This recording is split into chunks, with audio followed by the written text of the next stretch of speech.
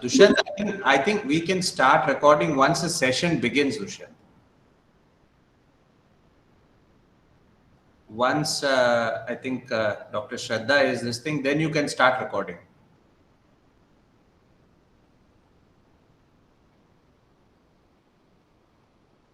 Okay, anyway, so I guess, it'll be a little different in the sense that generally, being a school that focuses on matters of international relations connected to internal and external security, and as you would acknowledge, this is going to be very dynamic. So we generally tend to look at a lot of contemporary issues. But I think this is one session we'll probably be going into a little bit of history, I'm assuming, from Yes. whatever I have understood from your brief references. And obviously, history is, understanding the past also gives us an excellent insight into the present and possibly what the future holds. So in that sense, it'll be interesting. And of course, we are always very lucky because we end up having a very dynamic or diverse crowd join us. Although we have people are gathering in, but Colonel Vinayak Bhatt is here with us. He's usually joining us nowadays for most sessions, and he'll also be at one point of time interacting with our students. And I think a set of our class is joining in from the class itself. So I'm assuming Professor Shen will join with them, who's here with us, who was formerly with the military in Taiwan. And then we've got some of our students, including Kamal, who's here from Afghanistan. So it's a fairly, in that sense, diverse crowd. Okay. And I'm fairly certain, we'll have a lot more other people join in slowly.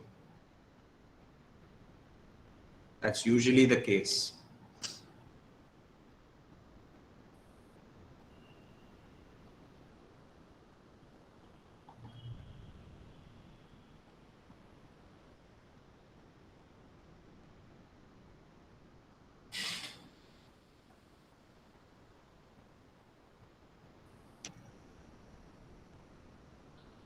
I think, Shraddha, we could wait for a little while longer let people settle in and come in, and then after that we can start. Sure, sir.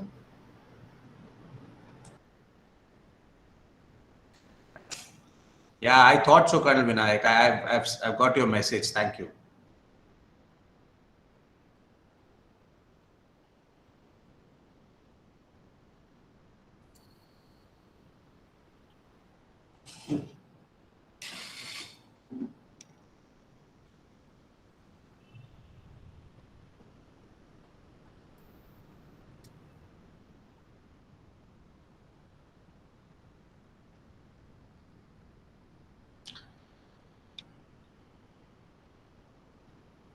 Colonel Sanjay, are you going to be sharing a presentation or are you just speaking? No, it's going to be a presentation. Okay. And please take your time. I know that you have an interesting perspective, so we want to give you your time. Even if we are getting, even if it is an extended one, we don't have a problem because, we are talking about history. So that's obviously across quite some period. Yeah. So it will require a fair degree of sort of this thing. And since, largely a lot of these sessions are for our students more than anything else. And which is why, we have people like you, for example, Colonel Bhatt, Professor Shen. We want the insights to benefit our students. And so even if you are detailed and if you do go into the basics, we are extremely happy with that. All right. Let's hope it's interesting for the. Yeah, sure. No, it'll be interesting.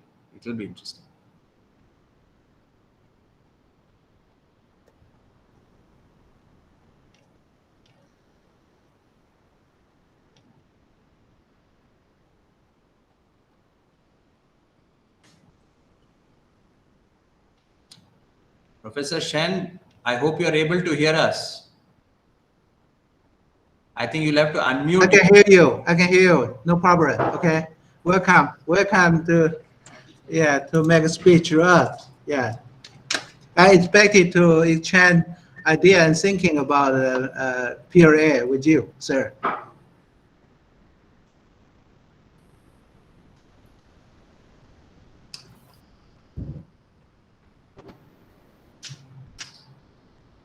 Well, Sanjay, that was, I think, addressed to you. So, Okay, okay. In fact, I was mentioning to Dr. Venkateswaran that I'm anxious and excited that you will be seeing it, and I look forward to your feedback so that it will help to improve this talk and maybe add some more knowledge to what I'll be able to give. I'm looking forward to that interaction, Dr. Shen, very much. okay. Also, we have, Colonel Sanjay, we also have within our faculty, because this, one aspect of the school looks at international relations and political economy and national security. We also look at languages. Yeah. So we have some of our faculty, like Professor Shen, we've got language faculty from Taiwan. Professor Shen, of course, is visiting us for a month. But so it'll be interesting. Maybe, like, for example, you can see my senior colleague Wong Jiu, who's here. I hope I got that pronunciation right after a long time. But yeah, so she is again someone who has her own perspective on the matter. So we look forward to, I think, a very interesting session, and ultimately the students should benefit. That's the ultimate objective. Shall we start? Yes, we can start. And I think, Dr. Shraddha, you'd be handling this. So, please take over and let's go. Sure, sir. Thank you. So good morning. On behalf of School of International Cooperation, Security and Strategic Languages, I would like to welcome you all to the 14th talk under the school's flagship lecture series, Lavat Confab on National Security.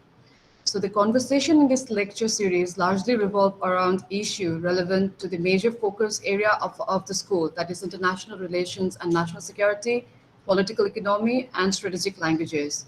So this lecture series endeavors to bring eminent personalities, including policymakers in the government and opinion influencers from the wider strategic community, to provide varied perspective, thereby adding the existing discourse on the subject. The Confab also act as a platform for the students from different areas of specialization to interact with one another, thereby enabling an interdisciplinary inquiry into the research at the university. So, sir, we have had about 13 rounds, and this is the 14th on the line. So among our speakers, we have had distinguished practitioners who have been serving at the highest level of the government, including our current Finance Secretary, Dr. Somnathan, who spoke about the current economic situation, particularly in the context of pandemic. The current Sri Lankan ambassador to India, Ambassador Moragoda, who spoke to us about the situation in Sri Lanka. We also had the current NSAB members and Director General of China Center for Contemporary Studies, Lieutenant General Narasimhan, who spoke on China's national security management, focusing largely on the institutions, personalities, and the issues. And just on 7th of this month, we've had Lieutenant General Vinod Khandare, Advisor, Ministry of Defense, former Director, General Defense Intelligence Agency, who spoke on the comprehensive national security of India. So as Sir already announced, we have today among us Colonel Sanjay Kannad, who will be providing us with a perspective on China's history. So to briefly introduce the speaker, Colonel Sanjay Kannad, who has also been awarded Vishesh Seva Medal, is a serving infantry officer in the Indian Army, currently on a deputation with the Assam Rifle for 2 years in the Northeast. Colonel Kannad was commissioned into the Gorkha Rifle in 1997 and is a self-taught enthusiast on matters related to China, despite never holding any official appointment related to the subject.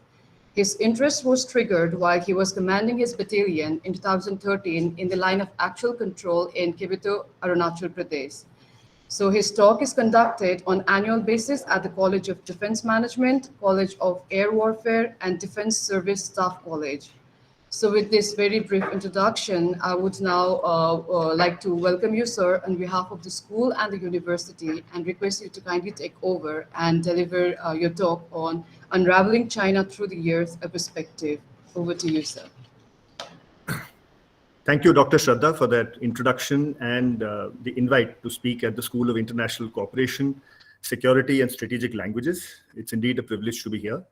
And in unraveling China through the historical perspective, I will be covering a vast canvas. So I shall get on with my talk straight away.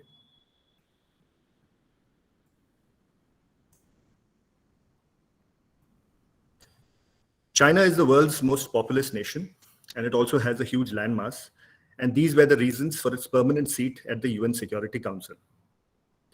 Today, however, it is its economic might that is making people sit up and take notice. Its vast foreign exchange reserves, consistent growth rates, and an impressive ranking in nearly every parameter of international assessment has left all of China's critics baffled. Let me qualify that statement.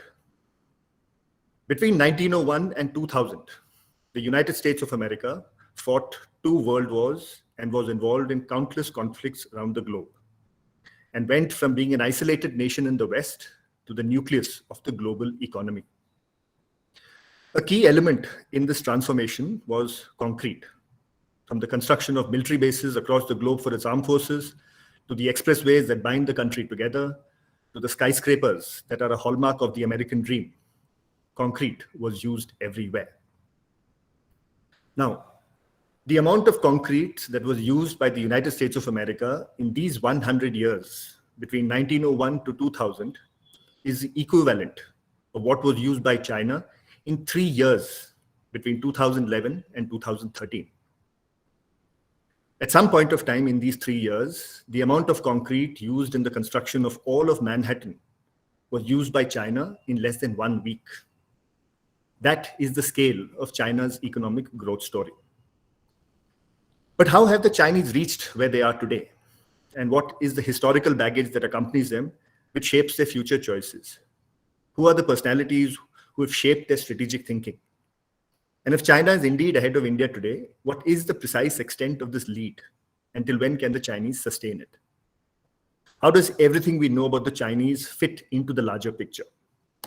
These and some other questions I shall try and answer over the following 5 parts. Everything till the Qing, revolution and revolutionaries, landmarks and watermarks, facts and stats, and famine to feasting. Chinese history is extremely well documented. In fact, there's so much to it that the Chinese can relate to every viewpoint with some or the other precedent in their history. I shall cover the most important aspects that have a lasting bearing unto this day. The most important of Chinese historical figures was Confucius, or Master Kong. He was a teacher and philosopher who lived between 551 to 479 BC. None of his original writings have survived. His teachings are passed on to us through a text known as the Analects that contain short statements and cover a wide gamut of issues, ranging from how a person should eat food with proper decorum to what dress he should wear on which particular day of the week. The vision of morality sketched in the Analects lays emphasis on education, relationships, and rituals. He viewed political relationships as family relationships and laid emphasis on the 4 that have been flashed. In each, the former was expected to protect the latter, and the latter in turn was expected to be grateful and obedient for what he received from the former. Social order was threatened whenever people failed to act as per their prescribed roles. A ruler governing according to Confucian scriptures would enlarge his territory because people would love to flock into this well-governed land. Confucian scriptures have been the basis and the syllabus of an entrance examination into the Chinese bureaucracy for many centuries. People from all parts of China, including those from peripheral regions, had a very fair chance of succeeding in these exams. Only about 5% of the total candidates who appeared passed, but the hope of passing a subsequent exam sustained those who prepared for it. And those who didn't make it were also absorbed as teachers or managers of local projects. There were some distinct advantages to the system. First of all, education in China has been given a very high priority since ancient times. And education in China has been aligned along national goals rather than along regional lines. And this underlies the distinct national unity and cultural uniformity that is so prominent in a country as geographically diverse as China is. Even today, the rise of Chinese Communist Party cadres in their hierarchy is based on their performance in past administrative positions. And therefore, the Chinese believe that their system is based on the ideals of meritocracy that makes it superior to those countries that elect their governments through competitive multi-party elections. In reality, of course, merit is not the only factor. If you have a strong patron with whom you share a past professional association or a provincial affiliation, you could cling on to his career and rise up in the hierarchy. And this network of informal alliances in China is known as the Guangxi. Family relationships are also important. And the children of high-ranking CCP officials of the rank of Vice Minister and above are referred to as princelings. Two prominent princelings are Xi Jinping and Pok Xilai. Confucianism as a guide to social order and natural justice has been followed in some countries in East Asia. One person who was rabidly anti-Confucius was Mao Zedong, who believed that adherence to Confucian scriptures had left the Chinese with a feudal mindset for centuries, what with its emphasis on ancestor worship and discrimination against women, especially against daughters.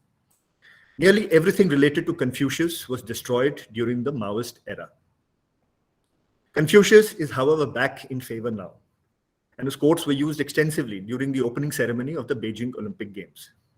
China's soft power campaign around the world is based on the establishment of Confucius Institutes. And there are already more than 425 institutes functioning in about 126 countries the world over. The concept of a fortune cookie is based on finding a quote of Confucius within. So this practice is believed to have originated either in Japan or in California in the late 19th or the early 20th century. Some aspects about Dynastic China. One of the earliest dynasties was the Zhou dynasty, a period during which Sun Tzu and Confucius lived. The first time that China grew to a size that it could be called an empire was during the Qin dynasty. And the word China owes its origin to the word Qin. And it was under the Qins that the construction of the Great Wall commenced. However, it was completed at a later stage. The leader of the rebellion that toppled the Qin dynasty became the founder of the Han dynasty. And some major historical actions were undertaken, such as the chronicling of Chinese history, construction of the terracotta warriors of Xi'an, and some major inventions were made. And due to the glory associated with this 4-century-long dynasty, the natives of China are known as Hans. Another dynasty not in chronological sequence is the Yuan dynasty, established by Kublai Khan, a grandson of Genghis Khan. It was under the Yuans that Tibet came under the control of Beijing for the first time in Tibetan history. However, the ruling dispensation at this point of time in Beijing were not the ethnic Chinese, but the ethnic Mongols. The last native dynasty was a 3-century-long Ming dynasty, and it was under the Mings that the construction of the Great Wall was completed.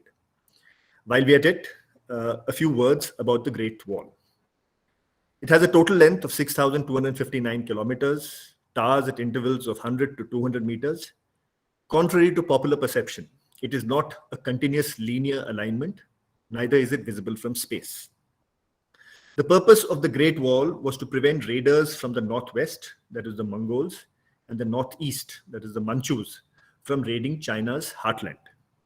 However, this purpose was defeated with the arrival of the Manchus from the northeast, who established the last dynasty known as the Qing dynasty. And this has the G at the end of it. Now, some aspects about China's interaction with the rest of the world during the 18th and the 19th century. The Chinese believed that they were the middle kingdom, that they were of central importance to the world, and that China was self-sufficient and did not need anything from the outside world, and that all other countries were either secondary or tertiary in importance.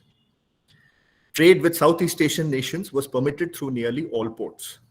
However, trade with Western nations was permitted only through the ports of Canton and Macau, Macau being reserved exclusively for use of the Portuguese. The Westerners, on the other hand, saw in China an endless supply of customers and converts. However, the Chinese were not permitting them access to either. Over a period of time, the British had grown increasingly dependent on Chinese tea. However, they could not find any commodity that the Chinese would want to exchange in lieu of this tea.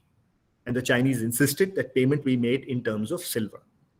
And this resulted in the flow of silver into the Qing Empire and an overall trade imbalance that now favored the Chinese. In order to overcome this, the British started bringing in opium from their colony in India, and the Americans followed suit by bringing in opium from Turkey. The Qing introduced laws barring the substance, but traders found innovative ways to smuggle the opium past the coastal authorities into mainland. And in time, there was a reverse flow of silver from the Qing Empire into the hands of our Western nations, and a trade imbalance that now favored the Western nations. Both sides tried to claim the moral high ground. The Qing stated that the opium that the Western nations were bringing in was corrupting the morals of people in the coastal areas.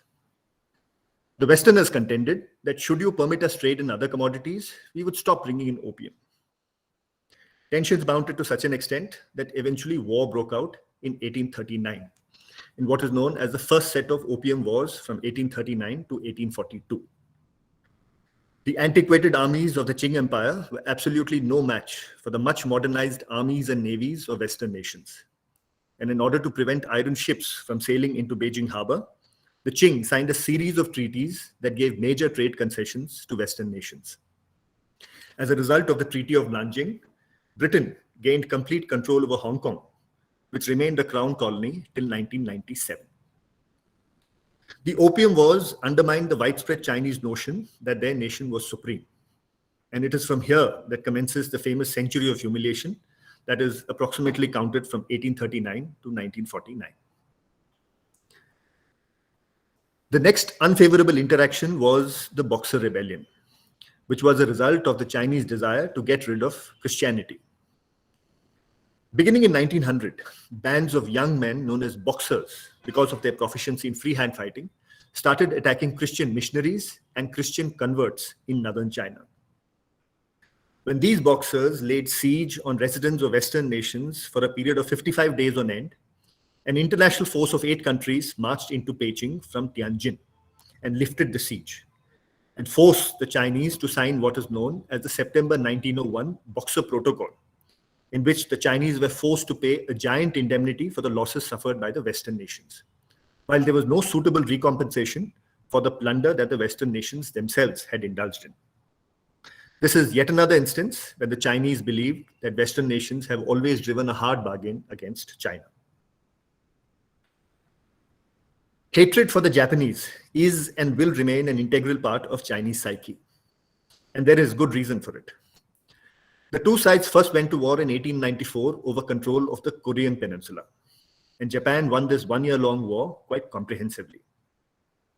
The next interaction was in 1931. Pressed by a growing population and hungry for natural resources, Japan initiated the seizure of Manchuria in 1931 and remained in control of much of mainland China till the end of World War II in 1945. This period of Japanese occupation was extremely oppressive, and one of the most significant events of this time is known as the Rape of Nanjing, in which an estimated 3 lakh people were killed and over 20,000 women were raped in this city alone in a period of 6 weeks in the end of 1937 and beginning of 38. Japan has officially expressed regret for the conduct of its soldiers during the occupation of the 30s and the 40s, but has, however, stopped short of a thorough repudiation of its war crimes on the scale that Germany has undertaken after World War II. Japanese textbooks continue to downplay the extent of atrocities committed by its soldiers. And as China regains its place of prominence in the world polity, it is bound to try avenging the humiliation that it has received at the hands of Japan in the 19th and the 20th century. A clear indication of this behavior is seen in the controversy surrounding the Senkaku Islands. The last Qing emperor, Puyi, was overthrown in a 1911 revolution led by the nationalists under Dr. Sun Yat-sen. Dr. Sun Yat-sen has the distinction of being the only historical figure to be commonly revered by both the nationalists and the communists, two parties who otherwise do not see eye to eye on any other issue. After the death of Dr. Sun Yat-sen in 1925, a number of factions emerged among the nationalists. And by 1926, the faction led by Chiang Kai-shek became the most powerful one. Chiang Kai-shek was a French-educated individual. He had a military bearing and was referred to as the Generalissimo. And he was deeply suspicious of the communists and did everything to work against their interests for as long as he was in power in China till 1949, after which he and the nationalists were forced to shift base to Taiwan. The Chinese Communist Party was founded in 1921 and was heavily inspired by the Russian Revolution. The nationalists and the communists came together in 1924 to form the First United Front under the leadership of Dr. Sun Yat-sen to jointly fight against warlords who had become a major menace at that point of time in China. You will notice here that the nationalists were a much larger organization, whereas the communists were still an evolving force. This alliance broke down in 1927 with the arrival of Chiang Kai-shek on the scene, who initiated a vicious purge against the communists.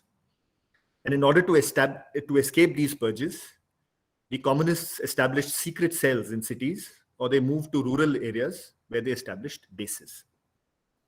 When these secret cells and these rural bases were also put under sustained pressure by Chiang Kai-shek's forces in the late 1920s and the early 1930s, the communists were forced to undertake a long trek from the southeast of the country to the northwest.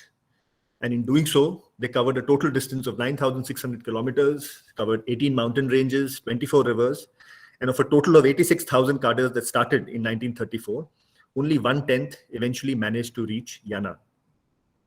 And as long as the Chinese Communist Party is in power in China, the Long March will remain a nationally celebrated event. It was also during the Long March that Mao Zedong consolidated his position as the supreme leader of the Chinese Communist Party.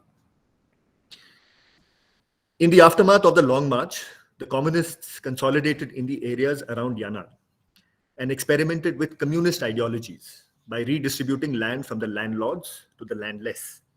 And this made them a highly popular alternative compared to the nationalists who were perceived by the population as being highly corrupt. The two sides came together in 1937 to form what is known as the Second United Front, this time to jointly fight against Japanese imperialism. And you will remember that the Rape of Nanjing was going on around this time. But they were soon at each other's throats. After 1945, both sides tried to move into the areas that had been vacated by the Japanese. The communists were very well organized, they had Soviet strategic guidance, and they had conserved their combat power by not fighting against the Japanese. Whereas the nationalists could not get their act together in spite of generous American support, and they had also expended their combat power in fighting the Japanese. And after a 4-year-long bloody civil war, the Chinese Communist Revolution was complete, and the People's Republic of China was officially inaugurated on the 1st of October 1949 from the Tiananmen Square. The concept of a Maoist revolution is therefore based on 3 stages. The first stage of establishing bases in the rural areas, a second stage of surrounding the urban cities, and a third and final stage of overthrowing the central government at the capital, exactly as was done in China.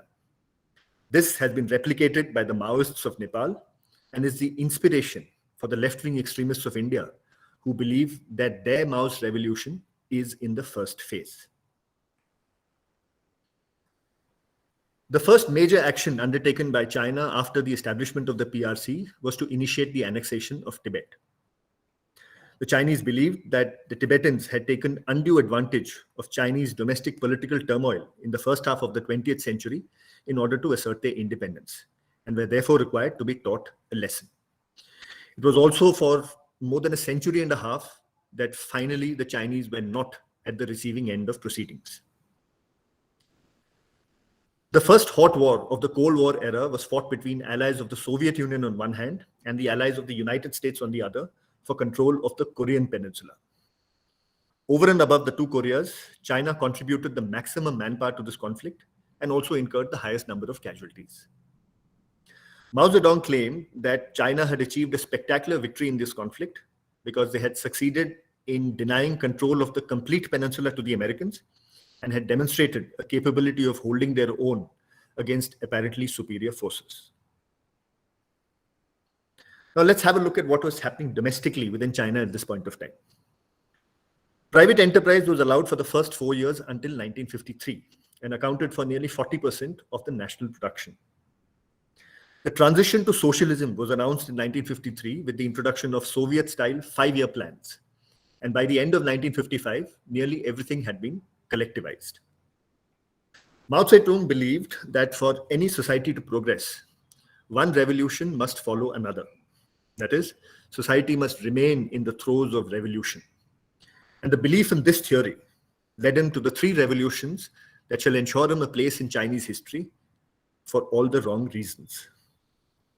The first of these is known as the 100 Flowers movement.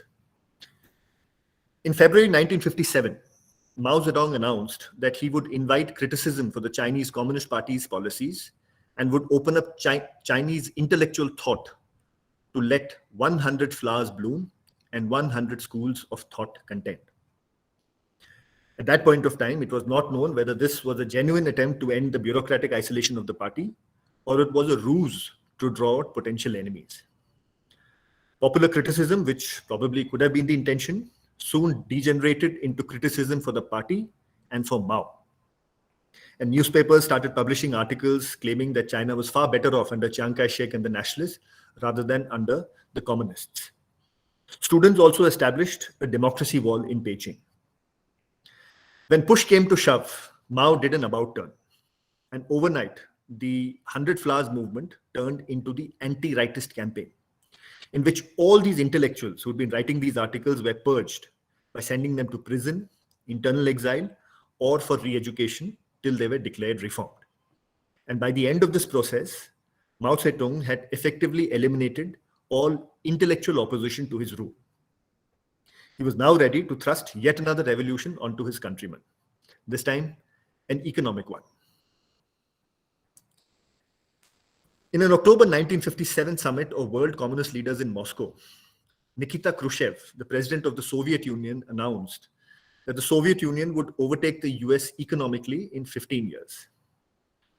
In an impromptu speech made just a few minutes later, Mao Zedong claimed that China would surpass Great Britain in steel production in the same interval, that is, in 15 years. The chairman staked his international reputation on the fulfillment of this statement in red. And in order to meet these mammoth targets, the entire country was mobilized into brigade-sized units, known as people's communes, in which everything was collectivized, including food, possessions to labor. And you were not allowed to have anything of your own, including your own names, and everybody was allotted numbers instead. The initial results were extremely impressive, and newspapers were full of reports of how people were living very happy lives under these people's communes. But reality was soon to emerge.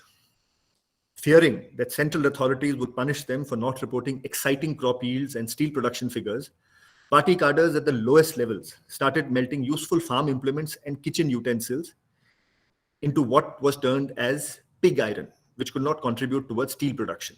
And all this was happening in backyard furnaces all across China. There was also a 4 pests campaign. And while the inclusion of mosquitoes, rats, and flies was understandable, a curious addition was sparrows. And the indiscriminate killing of sparrows led to the proliferation of locusts and other rodents that started devouring crops. And while China was exporting grain to the Soviet Union in exchange for heavy machinery and weaponry, people were actually dying and starving by the millions in the fields of rural China. Weather too played spoilsport. And the combination of all these factors resulted in a great famine between 1959 to 1961, in which an estimated 2 crore people died. It was also this famine that lulled Pandit Jawaharlal Nehru into believing that the Chinese would not respond to the forward policy. In the aftermath of the Great Leap Forward, Mao Zedong lost his preeminence in national politics. And the governance of the country was taken over by the next rung of leaders, including Liu Shaoqi, Deng Xiaoping, and Zhou Enlai. But Mao would make one final comeback. And this he would do 4 years later by circumventing the bureaucracy of the party and leading a mass revolution himself in what would turn out to be the the most infamous of all his individual actions, and is referred to as the Great Proletarian Cultural Revolution, or simply the Cultural Revolution.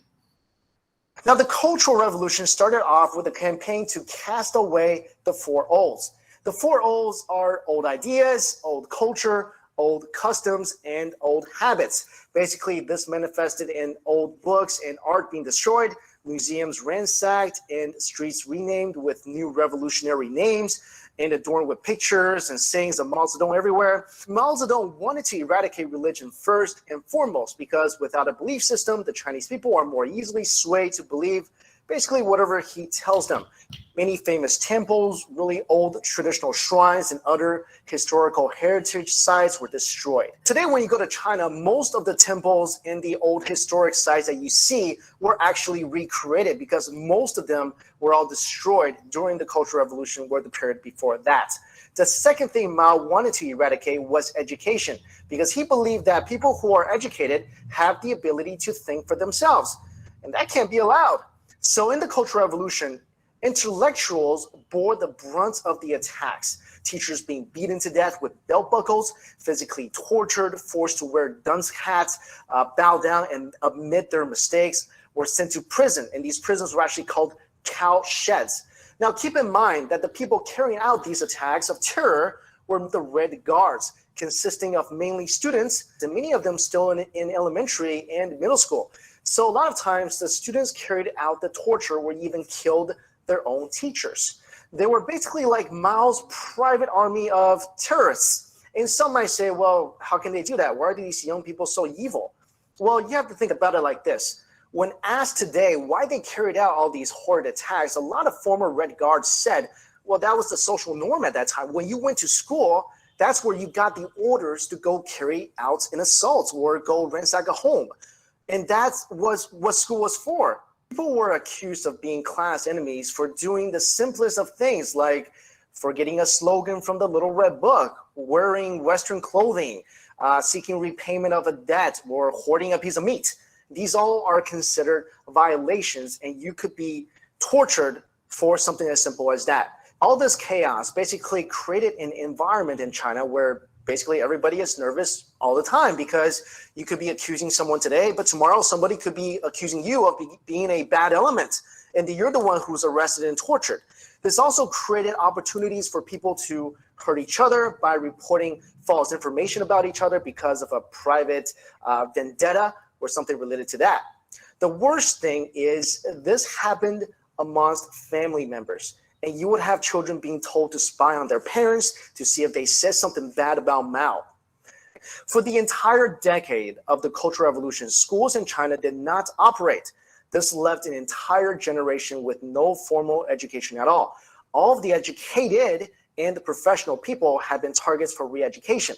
Families were broken up, and those who hadn't been killed were dispersed across the countryside, toiling on farms or working in labor camps. Because of the campaign against traditional ideas, Chinese people were cut off from the culture that had lasted for thousands of years in China.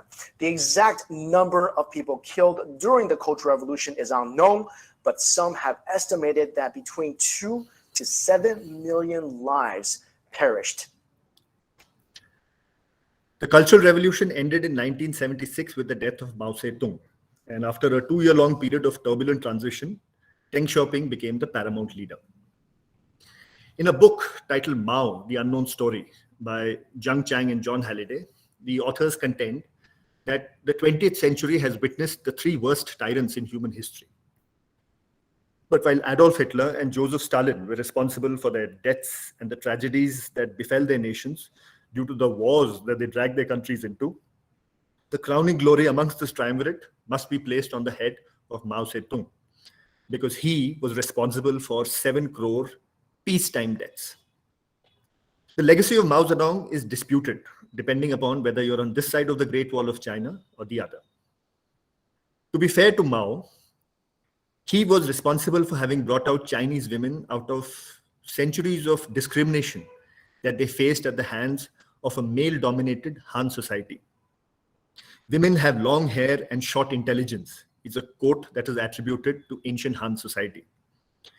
He brought an end to a practice known as foot binding, in which the feet of young Chinese girls of the age of 5 and above would be broken, twisted, and tightly bound by bandages for the rest of their childhood painfully, so that by the time they reached adulthood, these pieces of contorted bone and flesh would become yet another body part for erotic arousal of Chinese men. "Women hold up half the sky" is a quote that is attributed to Mao Zedong. Wherever he went, he slept on a wooden cot without a mattress and insisted on a squatting toilet in order to perform his ablutions. And these aspects were adequately drummed up by his propaganda machinery in order to project him as a very grounded leader. But for those living outside China, it is difficult to comprehend the Chinese adulation for Mao compared to somebody like Deng, who brought out 70 crore Chinese out of abject poverty in just about 15 years. A part of the explanation to this lies in the fact that the Chinese credit Mao for having brought out a unified China out of the century of humiliation as the great helmsman. And that achievement alone is enough to condone many of his excesses. But all his excesses cannot be completely ignored. And it is for this reason that the Chinese Communist Party officially maintains that Chairman Mao was 70% right, but he was also 30% wrong. The underlying fact is that the Chinese Communist Party owes its existential credibility to the legacy and lifetime of Mao Zedong, and therefore cannot completely repudiate him. After the era of Mao came the era of Deng Xiaoping. Deng was a veteran of the Long March. He was French educated, and he believed in economic moderation. He felt that in case a farmer produced in excess of what the state expected him to produce, he should be allowed to keep that extra for himself. And this initiated ingenuity amongst farmers and in nearly all other sectors. The stunning growth rates that China has registered over the last 30-40 years can be directly credited to the policies of Deng Xiaoping. And insofar as economic policies were concerned, he deviated a complete 180 degrees from what was practiced by Mao in his 26 years in power. This last quote that you see at the end, at the bottom, is called the 24-character strategy, because when written in the Chinese script, it is written in 24 characters. Deng is lesser known for two other virtues. He established a first peaceful leadership transition system, which had been absent in China for many centuries on end. And he also avoided personality cults. Despite being in absolute power in China from 1979 till his death in 1997, you will not find currency notes bearing his face or statues of him scattered around the countryside. What is a personality cult? This is a personality cult. When the name of President Xi Jinping appeared on the front page of the People's Daily just about 4 years ago, on 61 times on that front page. For all the good that was done by Deng Xiaoping, he will unfortunately be remembered for having ordered the Tiananmen Square massacre. Now, what was the Tiananmen Square massacre about?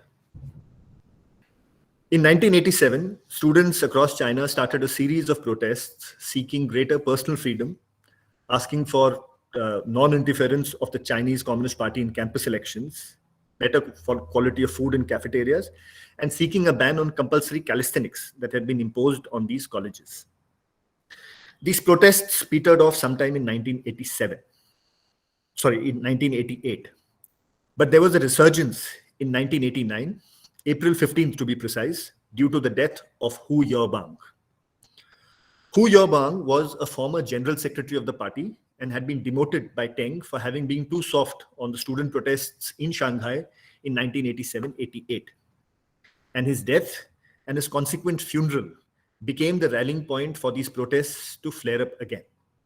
And this time, it spread to 341 cities across China. In Beijing, students laid a siege on Tiananmen Square and were joined in by people from all walks of life. And these protests continued through the month of May, finally to the night of the 3rd and 4th of June, 1989. But first to China and Beijing, where it's already Monday morning. The city is in shock. The military is in control.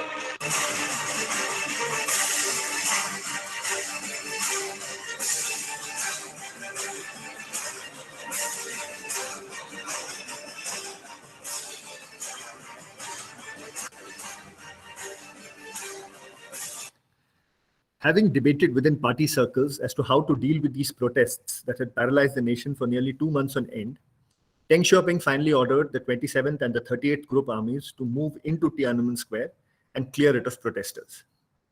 The incident was very well covered by the global media because they were coincidentally in China at that point of time due to the visit of Mikhail Gorbachev to China.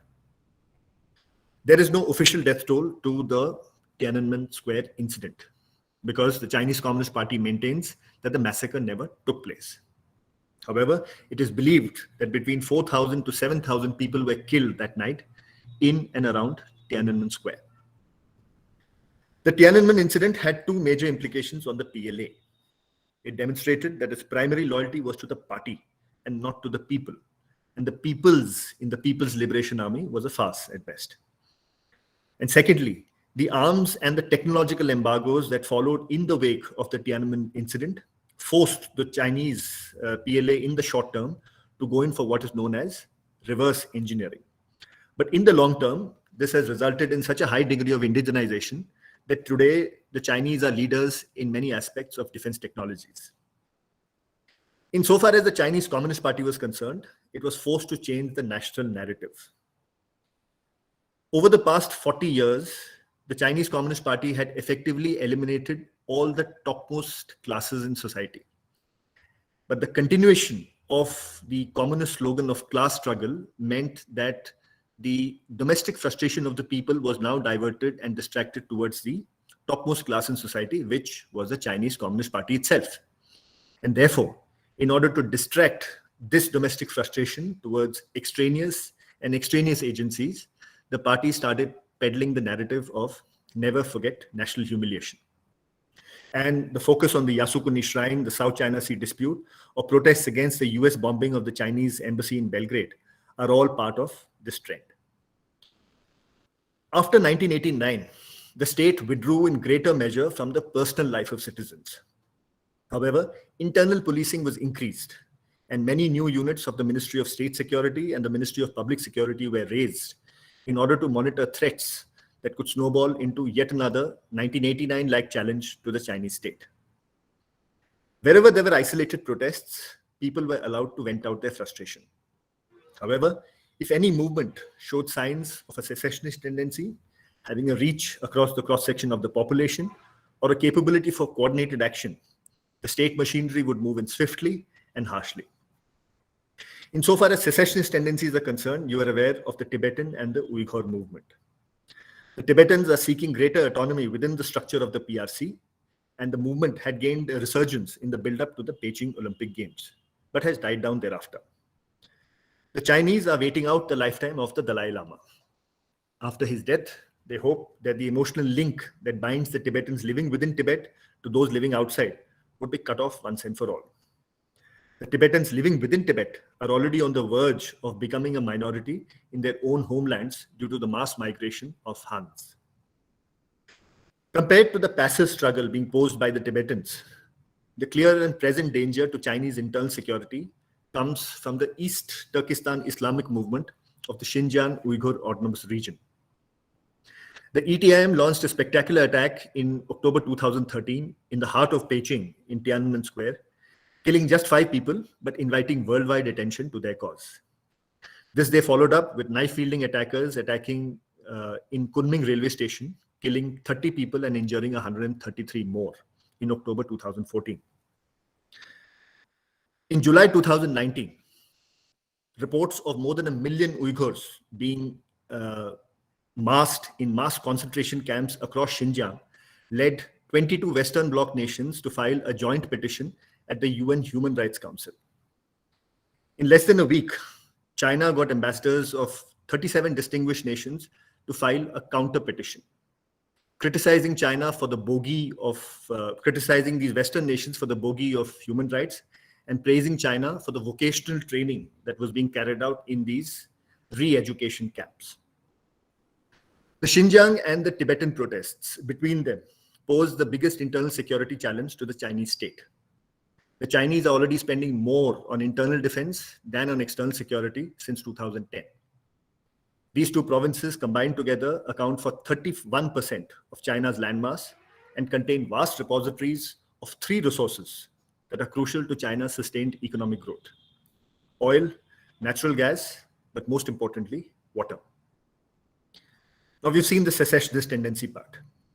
There is one movement that has a reach across the cross-section of the 93% Han population and also demonstrated a capability for coordinated action when 10,000 protesters of the Falun Gong movement emerged at the gates of Zhongnanhai in 1999 and shook up the Chinese Communist Party to the threat they posed.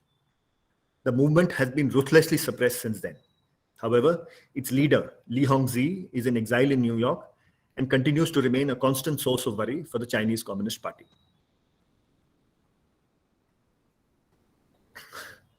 China has a landmass of 9.6 million square kilometers, roughly 3 times the size of India. It measures 4,050 kilometers from north to south and 4,500 from east to west. An isohet is a line that joins places receiving the same amount of annual rainfall.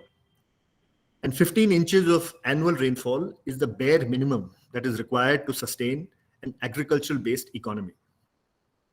The 15-inch isohet in China roughly corresponds to another line known as the He-He-Tenchong line, named after the 2 towns at the end of this line.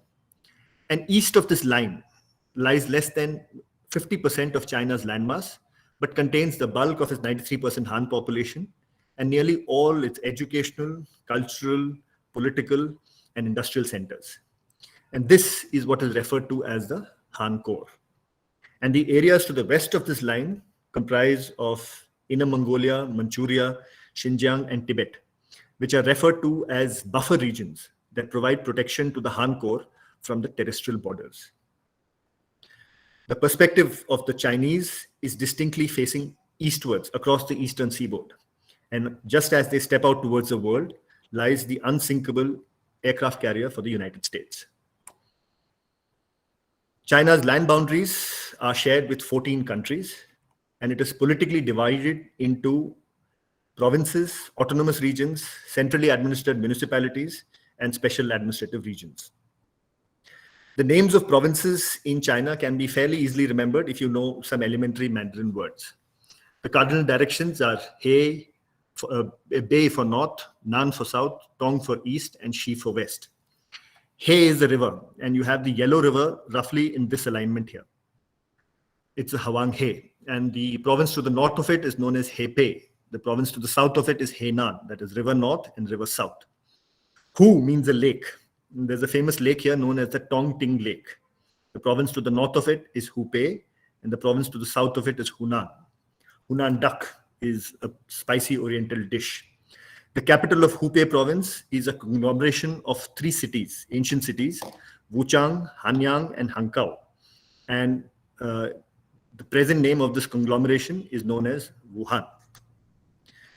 Shan means mountains. So there is a range here known as the Taihang Mountains, and the province to the west of it is known as Shaanxi, that is Mountain West. And the province to the east of it is known as Shantung. Dong is east. Zedong means benefactor of the east. Dongfeng means east wind. Guangxi and Guangdong means expanse west and expanse east. Yunnan is southern clouds. Xinjiang is new frontiers, and so on. There are 5 autonomous regions reserved for minority nationalities, 4 centrally administered municipalities, and the CCP chiefs of these cities are very prominent Central Party officials. There are 2 special administrative regions. Hong Kong will come under complete Chinese control by 2047 and Macau by 2049. Until then, for a period of 50 years, both are under the one country, two systems policy. The one country, two systems policy was an idea mooted by Deng Xiaoping in the early 1980s when negotiations commenced with the British for the transfer of ownership of Hong Kong at the end of a 99-year lease, which was to expire in 1997. At that point of time, Hong Kong was a thriving metropolitan city and a successful example of a capitalist market economy. And across the border with China lay the township of Shenzhen, which was a typical communist backyard and steeped in poverty. And you'll remember that the Cultural Revolution had just about finished that time. And as of 1993, the size of Hong Kong's economy was 27% of the size of the Chinese economy. So therefore, there was a need to give a special status to Hong Kong so that it could amalgamate more smoothly with China. And so a period of 50 years was envisaged. Since 2000, however, the turn of the century, the Chinese economy has boomed and burgeoned in ways that nobody could have imagined before. And today, the metropolitan area of Shenzhen is far larger than that of Hong Kong, as are the other metropolitan areas of Beijing, Tianjin, Chongqing, and Guangzhou and Shanghai. And today, Hong Kong contributes to only 3% of the size of China's economy. So the incentives that existed in the early 80s and 90s to give a special status to Hong Kong may not be relevant today. And the Chinese Communist Party, especially under Xi Jinping, is in a great hurry to amalgamate Hong Kong and not wait for 2047 for that to happen. Under the one country, two systems policy, Hong Kong was permitted independence in nearly all aspects, with the exception of foreign affairs and defense. It could make its own laws through a legislature known as the LegCo, or the Legislative Council, which has a total of 70 seats, of which 40 are elected by the direct popular vote. The balance 30 are reserved for various sectors of the Hong Kong economy that contribute towards its unique financial stature. So you have seats reserved for labor, shipping, insurance, sports, the performing arts, and so on. And because these 30 functional constituencies depend on Beijing for their financial well-being, and because policies are drafted from there, they always vote in favor of Beijing in the LegCo. And plus, there are some from the geographical constituencies that also vote in favor of Beijing. So overall, Beijing dominates the Legislative Council's 70 seats, despite never having won a majority in all elections conducted since 1997, as far as the direct popular vote is concerned. But this was not always meant to be this way. Under the original understanding with the British, all 70 seats were to come under the direct popular vote. However, that is a bargain that the Chinese have not lived up to. The Forbidden City is actually the palace of the Ming emperors, and it was called the Forbidden City because entry into the palace and exit from the palace was forbidden unless you had express permission of the emperor himself. The main gate of the Forbidden City is the Gate of Heavenly Peace, or the Tiananmen. And the huge square in front of it, measuring 60 football fields, is known as the Tiananmen Square. The Yellow River is culturally the most important river in China, but is today a pale shadow of its former self due to population and industrial centers guzzling its waters. To the south and parallel to it flows the Yangtze River, which is the third longest river in the world. It is the longest in China and has plenty of water, and is the chosen river for exploitation to meet the water needs of the north. There is a canal on the eastern seaboard called the Grand Canal. It connects 5 river systems, including the Yellow River and the Yangtze. And this has been declared as the eastern route of the south to north water transfer project. The central route of the south to north water transfer project is based on the Three Gorges Dam, construction of which commenced in 1994, was completed in 2012, 6 months in advance, and has an installed capacity of 22,000 megawatts. As China's hydropower and water requirements remain unsatiated, it is now moving further westwards towards the top of the Tibetan plateau in order to meet its requirements. And the western route of the south to north water transfer project is based on an ambitious plan to connect the waters of the Yarlung Tsangpo, the Salween, the Mekong, and the Yangtze at their headwaters in the Tibetan plateau, channelize it into a lake, and thereafter pour it into the Yellow River, after which it will flow along its natural alignment towards northern China. This project is slated for completion by 2050. What is of greater concern to India, though, is the Great Bend Dam. The Great Bend of the Yarlung Tsangpo is formed along its easterly course when it takes a sharp southerly turn around the Namcha Barwa feature just before entering into India. And in negotiating this 200-kilometer distance around the Namcha Barwa, the river loses an elevation of 3,000 meters, forming one of the deepest gorges in the world. The Chinese plan to construct a tunnel under the Namcha Barwa feature that will reduce this lateral distance to just 44 kilometers. And the 26 turbines in this penstock pipe will generate an estimated 38,000 megawatts. Now, how will the Chinese construct this tunnel under the Namcha Barwa feature, or for that matter, through those massive mountain ranges that connect those for the river linking, Western river linking scheme? It is not possible to do so with the use of conventional explosives. And it is for this reason that China has been campaigning for an exception to peaceful nuclear explosions in the Comprehensive Test Ban Treaty. China has settled its land boundaries with 12 out of 14 nations in two tranches, one in the 1960s and one around the turn of the century. Since 2008, however, it has been in the eye of an international storm over its maritime boundaries in the South China Sea. 13 square kilometers of land may appear to be too trivial an amount of real estate for 6 mature nations to be fighting and squabbling over in nearly every conceivable international forum. But given the fact that the Spratly Islands are spread over an area of 4,25,000 square kilometers, or roughly the size of Iraq, the stakes are very high for the countries in question. In order to understand the complexities of the South China Sea dispute, I shall first analyze China's relations with two other countries. The first of these is Taiwan. Taiwan was under Japanese occupation for 50 years from 1895 to 1945, after which it came under the control of the nationalists under Chiang Kai-shek, who in 1946, sensing the direction of the civil war, started the transshipment of major historical artifacts from all parts of China, including about 20% of the best artifacts from the Forbidden City, in towards Taiwan. And today, the Taiwanese point out to their possession of these historical artifacts in order to claim that they are the true inheritors of Chinese historical legacy, and therefore they are the true China. As per Chiang Kai-shek's own admission, the Taiwanese were spared of an imminent communist invasion across the Taiwan Straits in the early 1950s due to the distraction provided by the Korean War.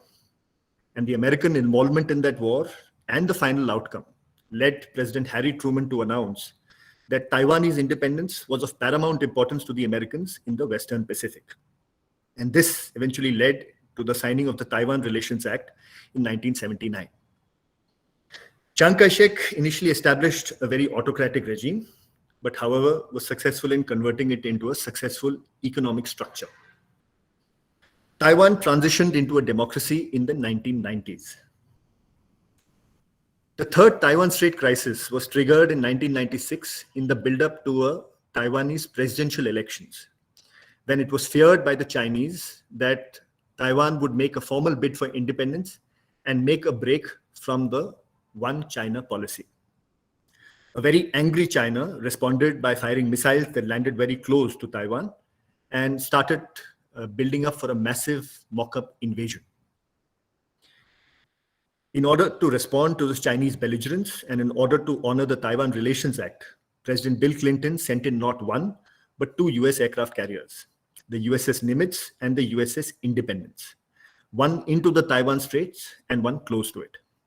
And in the face of this overwhelmingly superior military force, the Chinese backed off. Now, the Chinese carried out a detailed introspection of this particular incident, and they came to the conclusion that the denial of access of US aircraft carriers to waters close to the Taiwan Straits was essential in order to prevent a recurrence of the third Taiwan Strait crisis. The aircrafts that operate from the US aircraft carriers, then the FA-18 Super Hornet, has an operational radius of approximately 750 nautical miles. And therefore, the aircraft carriers had to be kept at ranges beyond this distance.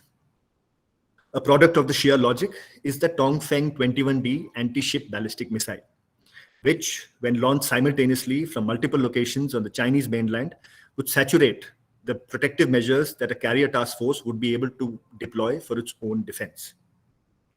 Now, the Chinese plan to attack these aircraft carriers not only from the top, but also from the bottom.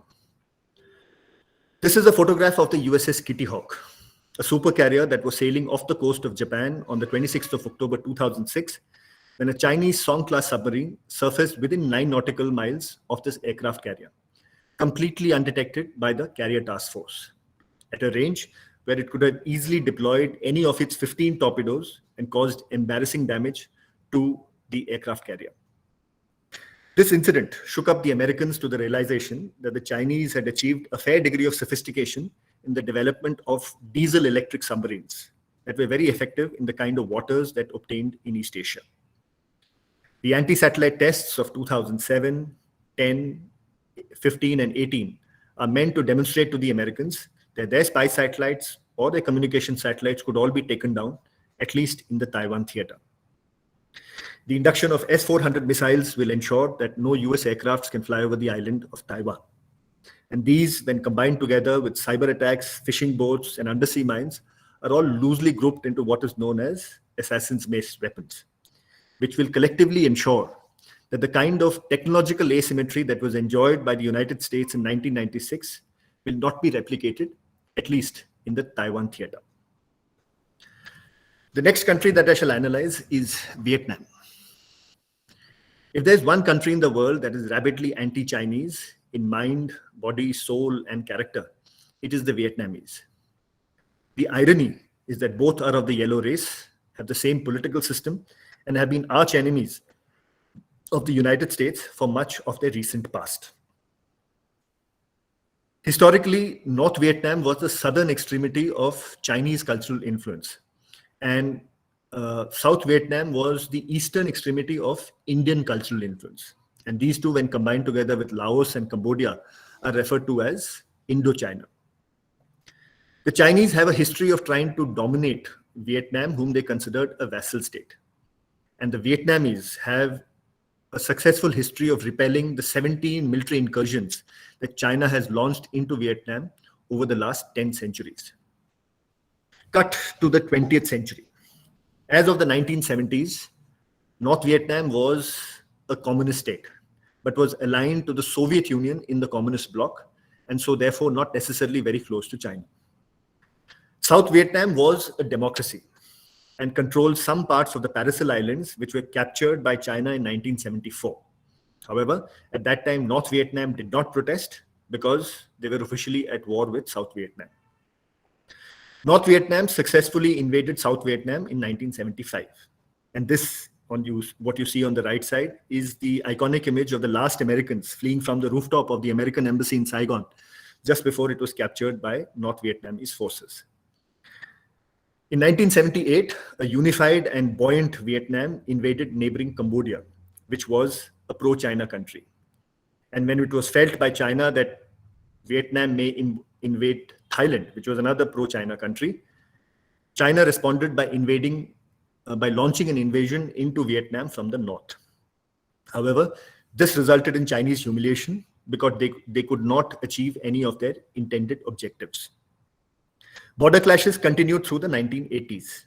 And in 1989, Vietnam withdrew from Cambodia when its leaders realized that all this fighting over the past few decades had not yielded a peace dividend. And they started focusing on their economy and emulated the Chinese structure, which has proved to be fairly successful. In 2008, both sides completed their border demarcation, including a portion of their maritime boundary until the mouth of the Gulf of Tonkin. And this demarcation has removed 2 dashes from an original 11-dash line that was issued by Chiang Kai-shek in 1948. And what remains of that line is the 9-dash line. Back to the South China Sea dispute. To the north, you have the Pratas group, in which only 2 countries are involved. It is controlled by Taiwan, but is claimed by China. The Paracel Islands are controlled by China, but are claimed by Taiwan, but are also claimed by Vietnam, because Vietnam was in possession of some of these islands until 1974. When you come to the Spratly Islands, the former 3 are now joined in by Malaysia, the Philippines, and Brunei. The United Nations Convention on Laws of the Sea is an international treaty that was signed in 1994 and ratified by China in 1996. As per Part 5 of the convention, China would be entitled to an exclusive economic zone as shown in the red shaded portion. Until 2008, the dispute was all about who actually owned these islands. In that year, Malaysia and Vietnam made a joint bid to the United Nations claiming sovereignty over the Spratly Islands on the basis of the Convention on Laws of the Sea. In a counter petition filed by the Chinese in May 2009, the Chinese unveiled what is known as the 9-dash line or the cow's tongue, in which they claim sovereignty not only over all the islands that lie within this line, but also claimed all the waters lying therein as their internal waters. Since then, all the parties in question have been trying to change the facts on ground by resorting to artificial island development and improving their infrastructure. In 2016, the Permanent Court of Arbitration at The Hague delivered a scathing judgment against the Chinese and in favor of the Philippines. However, the Chinese have continued unabated with their artificial island construction in complete violation of international agreements and court judgments. In summation, the claims of China and Taiwan are based on historical facts. The claims of both mirror each other. They actually cooperate on some aspects of the South China Sea dispute. The dispute between them is on who is the real China. The claims of Brunei and Malaysia are based on UNCLOS, and the claims of Philippines and Vietnam are based on a combination of both.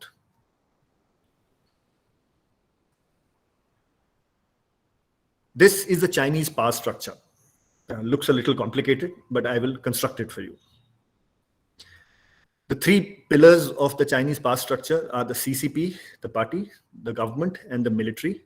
Each of these has components of their own. The government has the judiciary, legislative, and executive. The military has its central military commissions, and the Communist Party has the executive and the legislative. I shall first cover the right side part of this particular chart. The Chinese Communist Party has a total membership of 92 million members as of 2019. There were 2.31 million new members that joined the party in 2019, making it an average of one new member every 15 seconds. It is the second largest political party in the world. 1 in 6 members finally succeeds the qualification process among the applicants. And the toppers of university entrance examinations, such as the Gaokao examination, are entitled to an invitation to join the party in order to maintain its meritocratic streak. And 1 in 4 members is under the age of 35, so therefore they have a very youthful component. At the national level, the CCP starts with the National Party Congress, which has 2,000 delegates, meets once in 5 years, and the 20th NPC is scheduled in November 22, in a few months from now. The Central Committee consists of 204 members and 167 alternate members. Above that, you have the Politburo or the Political Bureau, which has 25 members. And an even more exclusive group is the Standing Committee of the Politburo or the Politburo Standing Committee, which has had 7 to 9 members. It has had 5 or 11 also in the past, but it's always an odd number in order to achieve consensus. And this is the most powerful group of politicians, of leaders in China.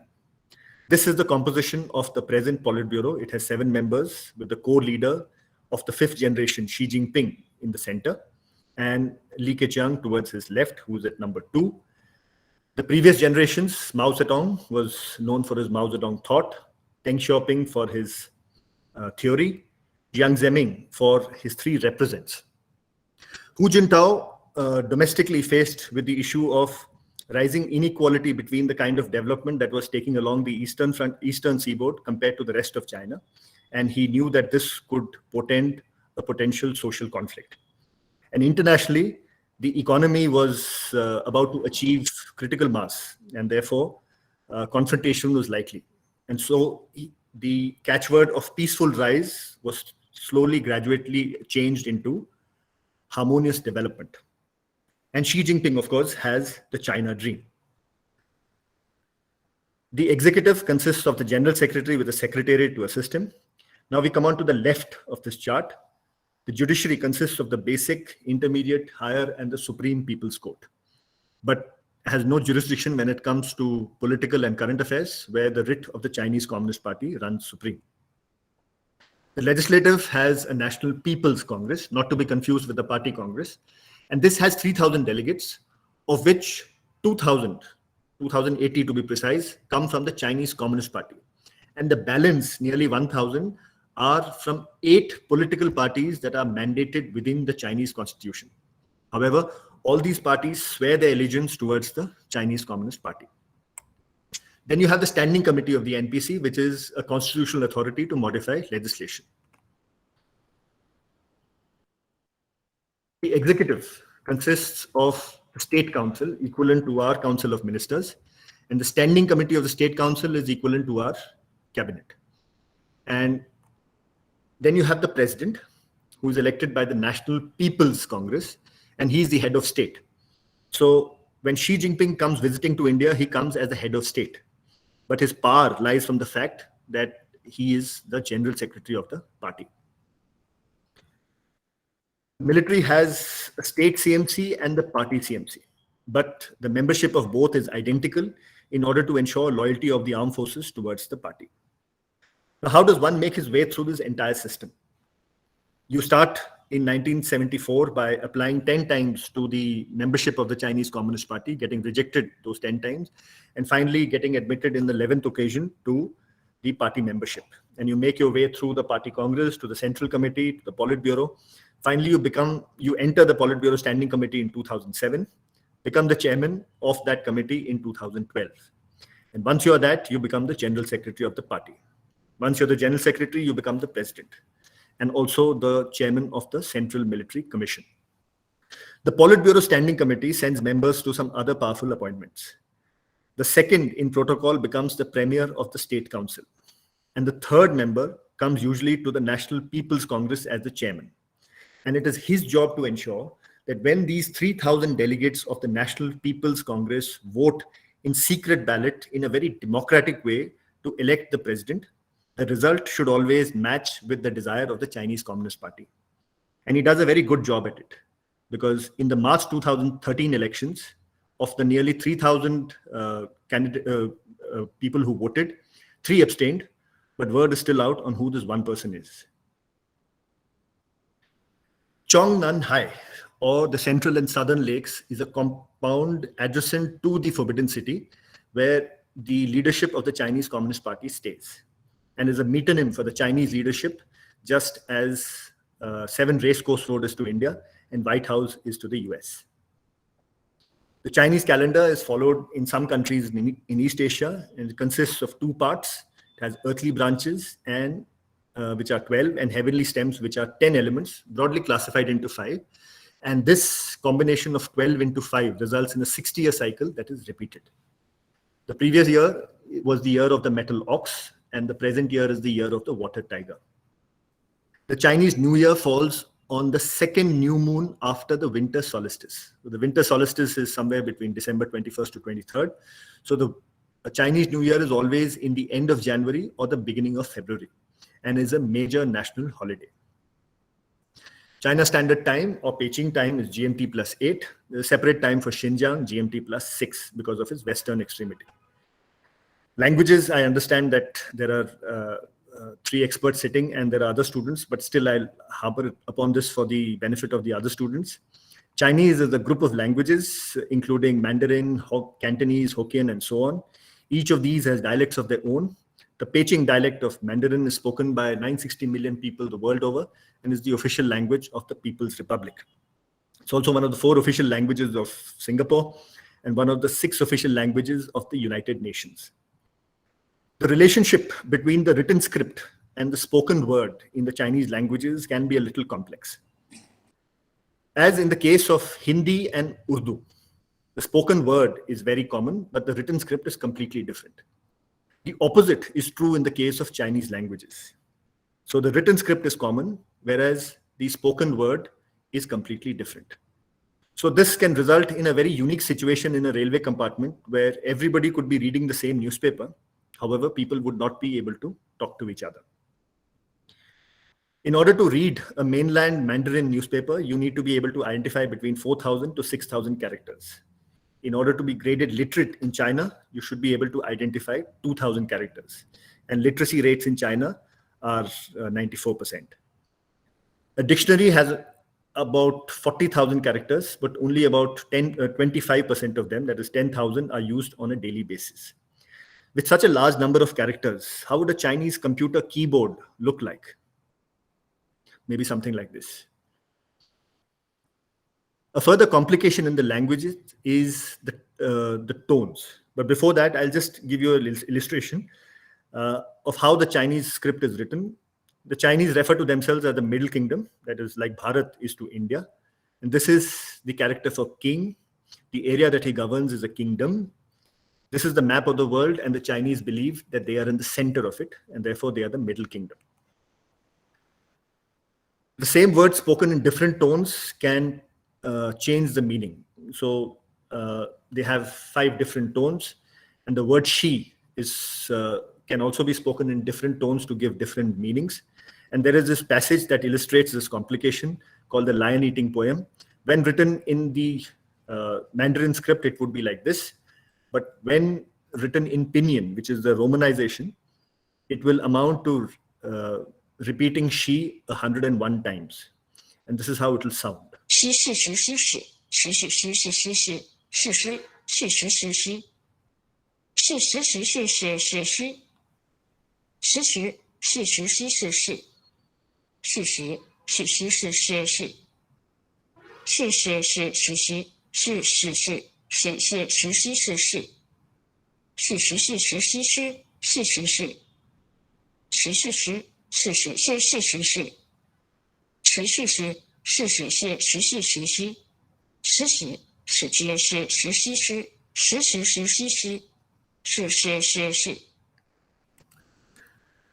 The Chinese flag was selected from 3,012 entries in a nationwide competition and was finally selected by Mao Zedong and inaugurated on the 1st of October 1949.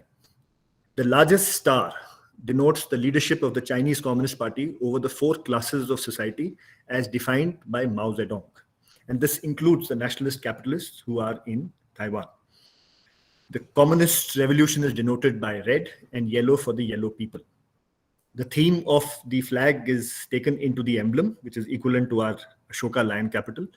And in addition, it has outer sheaves of wheat and inner sheaves of rice, denoting the 2 staple crops of North and South China, the Tiananmen gate in the center, and a cogwheel representing industrial workers. The PLA emblem consists of the characters 8 and 1, denoting the 1st of August 1927, when the Nanjing uprising took place, when Red Army soldiers revolted against Chiang Kai-shek's forces in the town of Nanjing. The Yuan is the currency called the renminbi, or the people's currency. The Chinese people are divided into 56 nationalities. The Han nationality accounts for 93% of the population, and the balance 7% are known as minority nationalities, comprising the 7%. Life expectancy in China today is at 76.5, and Indian figures here on would be shown in green. India 69 will catch up with that of China by 2035, when both will be at 78, as per this RAND study. Working population is defined as that segment of the population between the age of 15 and 60. By some yardsticks, it's 65, and starting from 16. But effectively, that age group that can feed itself, that can work. And as of the study, China was ahead of India in 2011, but India was forecasted to take over. Where China has a distinct edge is in the number of working women. 69% of Chinese women contribute towards the formal economy, compared to just half, as the case is in India. And international assessments are unanimous in their judgments that unless India improves the socio-economic conditions of its women, it will be difficult to catch up with China. The one-child policy is credited to having controlled China's population, but is also a highly controversial one. In a society which was patriarchal, where there was a desire for a boy child, the one-child policy resulted in female infanticide. But as the fewer number of births took place, there is a declining workforce. But as technology has improved, so has healthcare conditions, and therefore there is a problem of the aging population, resulting in what is known as the 4-to-1 phenomena, where you have 2 couples that produce 1 child each, and this couple in turn produces a grandchild. When this grandchild reaches the age of 40, the parents are above the age of 60 and are therefore out of the working age population. But due to improved healthcare conditions, the grandparents are in their 90s and still alive.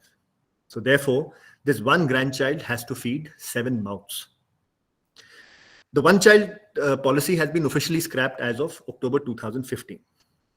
One children have received the unadulterated love and adulation of their parents and grandparents in China and are referred to as little emperors. The pressures of being a one child are also dissuading a large number from joining the PLA. The PLA internal studies have revealed that one-child soldiers are more prone to show exhibitions of individualism, egocentricity, and risk aversion, and are therefore required to be put through greater political indoctrination before integrating them into the armed forces. Age-sex pyramids are useful demographic tools in order to predict the economic forecast of a society. Now, this is the pyramid for China in 2010. On the vertical axis, you have the age cohorts, and on the horizontal, the population in millions. Now, this gap that you see here is due to the one-child policy. This break that you see here is due to the Cultural Revolution. And the Great Leap Forward is responsible for this break here. Now, China's pyramids through 2025 to 2035 indicate that they have a problem of the aging population, whereas there is a declining workforce here. Compared to China, India's society has not been subjected to the socio-engineering experiments unleashed by Mao. And India's pyramids are far more smoother. And this bulge that you see here in the working age population is what is known as the demographic dividend. And this is where the potential for India lies. However, whether we'll be able to capitalize on this or not will depend on the government's capability to come up with jobs for this workforce, and also as to how much percentage of the female workforce will contribute towards the formal economy. Over the past 2 centuries, China has on an average suffered 1 famine per year. And this is the number of deaths that have taken place in the last 3 famines in China. The number of malnutrition in China up to 1979 was 39% of the national population. However, all this is a thing of the past. The number of malnutrition in China today has fallen to single-digit figures. A Chinese 6-year-old child today is on an average 2 inches taller than a Chinese 6-year-old child of 1979.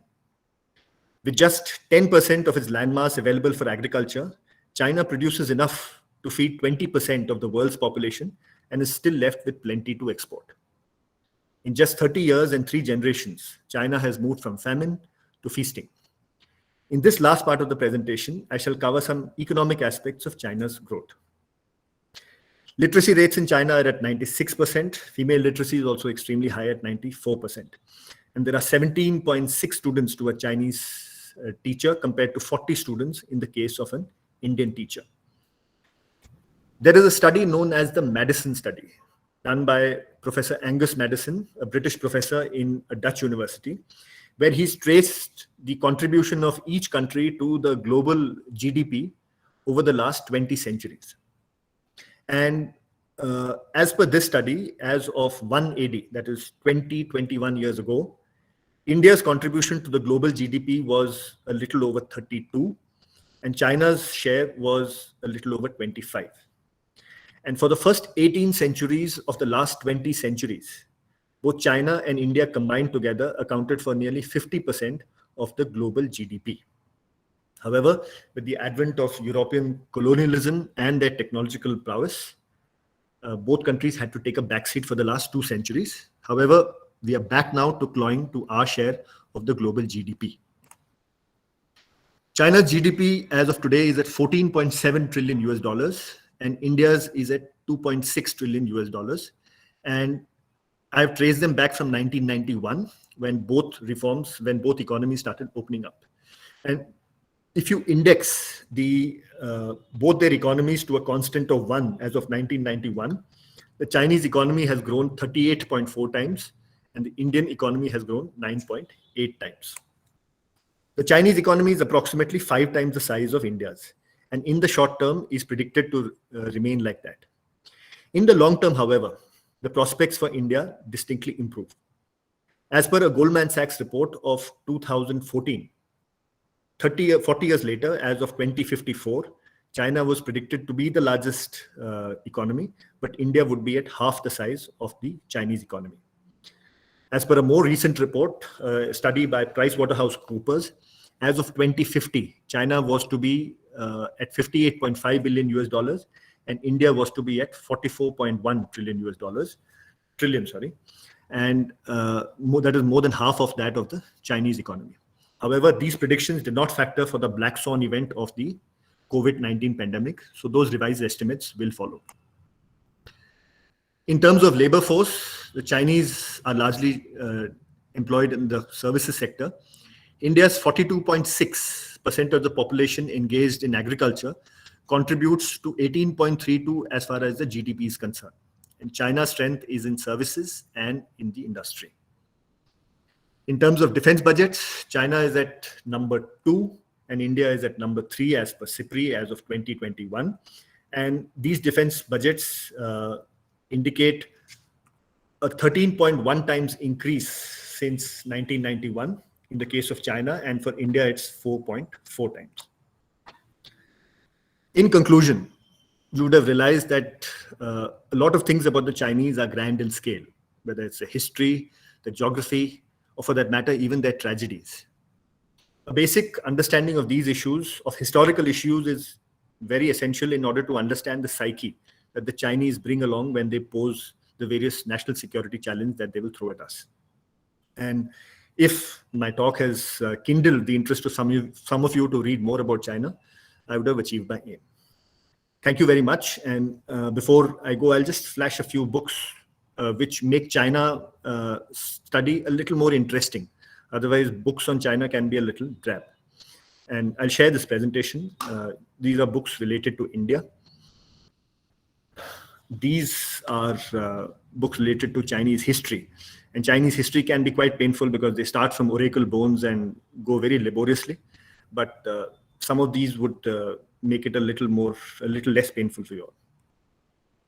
And of course, somebody who's embarking on the study of China for the first time, these are the top 5 that I would recommend that you could start with so that your interest is sustained. Thank you very much. And I've finished with my talk. I'll take on questions now. Thank you, sir, for very interesting, very exhaustive, and a very comprehensive analysis of China. Going back to history was definitely very interesting and refreshing, and I'm sure, as you said, it has managed to rekindle interest of a lot of students and the audience here.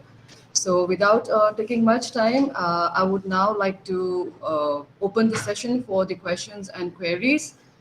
So the question can be asked directly or can be dropped in a chat box. I would only request you all to keep the question very brief. But before that, since we have Professor Shan here, I would like to request him if he has anything to add to this already very interesting debate, or if he has any queries. So it would be interesting for us to understand your perspective also. Yeah, we will not have questions from him. I think he can yes, tell us whether it is appropriately stated or not.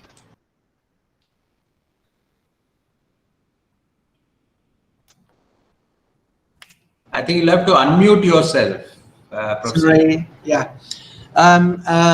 Very admire that Colonel Kannad, your very broad knowledge about Chinese culture and China history, especially from Qing until Qing Dynasty.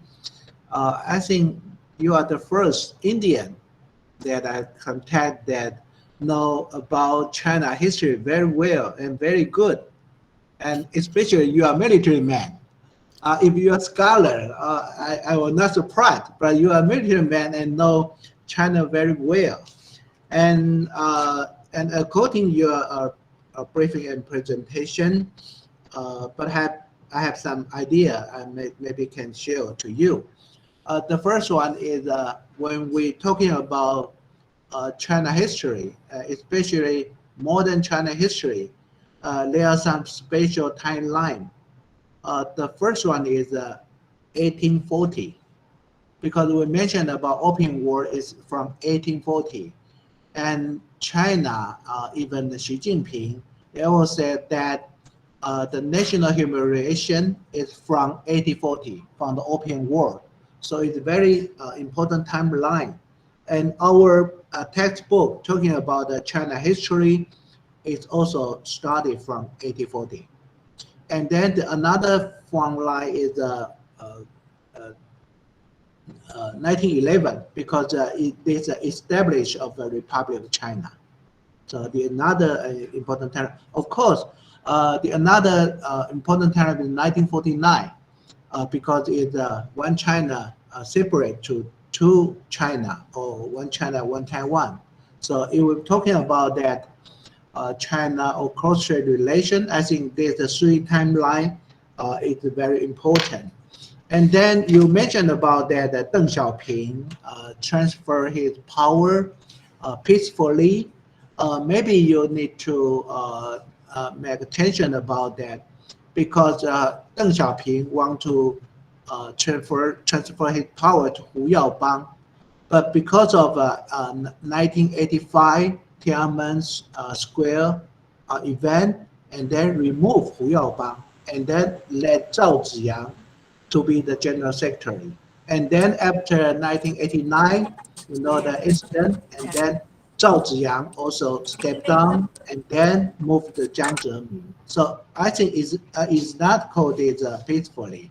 It's a power struggle, because Li Peng and another different faction want to change Zhao Ziyang, and Li Peng want to be the general secretary.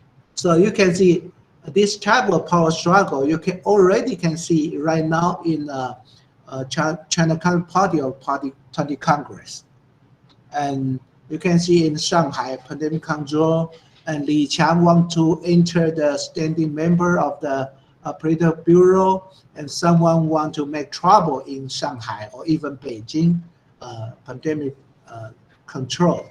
So that is a power struggle model or style of China.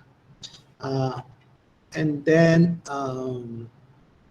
you also mentioned about the China political system.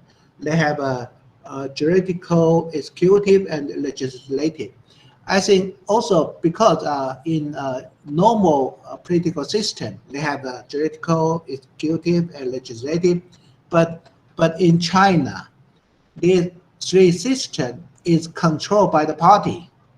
So it's not normal three power that can check and balance. It's different from Western country in Chinese communist system. And okay, after my comment, I want to raise one question, because you mentioned about many Chinese culture and tradition. Do you think about right now that the PRC government of the CCP, their behavior, their political culture is same as before 1949 Chinese culture, or because of that, their Communist Party, what the different culture or their behavior than before the 1949? How do you compare the different? When the CCP get the power, their behavior or strategic behavior or strategic culture, they're different from before 1949, or even the Qing dynasty or another dynasty. Okay, I read this question. Thank you. Okay. No, I'll feel a little embarrassed to be answering a question to you, sir, who'd already know so much about it. But I'll still harbor a try. Now, the Chinese Communist Party today, while it claims to be the vanguard of Marxism and Leninism, is going by purely communist ideology and theory, is hardly communist in nature. Today, there are only 5 communist nations in the world. You have North Korea, Vietnam, you have Laos, and you have Cuba. And all of them are economically much poorer. And China is, of course, in a completely different shade altogether. So by saying that socialism with Chinese characteristics, you could actually just turn the whole thing on its own head and come out with it. Communism as a system denies anybody to have personal property, whereas in 2003 or 2004, under Jiang Zemin's tenure, 5792 from New Delhi to Guwahati. Would all show personal kindly leave the aircraft as you're ready for departure? My apologies. I think Jaideep has joined us sitting on a flight, which is the first for us. Jaideep, could you please mute yourself because you're on a flight and we are hearing all the announcements. Cabin commandos in crossfire. Yeah, thank you, and welcome once again. Sorry about that interruption. Please continue. So the Chinese Communist Party realized that until 1979, when they stuck to socialism in the strand that was adopted by Mao Zedong, had left the country in a state of poverty and penury. And there was a need to make some changes. And that is what Deng Xiaoping brought in. So while he allowed political freedoms to continue remaining as restricted as they were, which was finally seen in the way the 1989 incident took place. But as far as economic policies are concerned, they have moved away from what can be classically called as communism. So the government as of 1949, which inaugurated the PRC, is very different from what you have today. And of course, before that, they have a history, as you know, about the dynastic cycle. And you talked about the various centuries before that.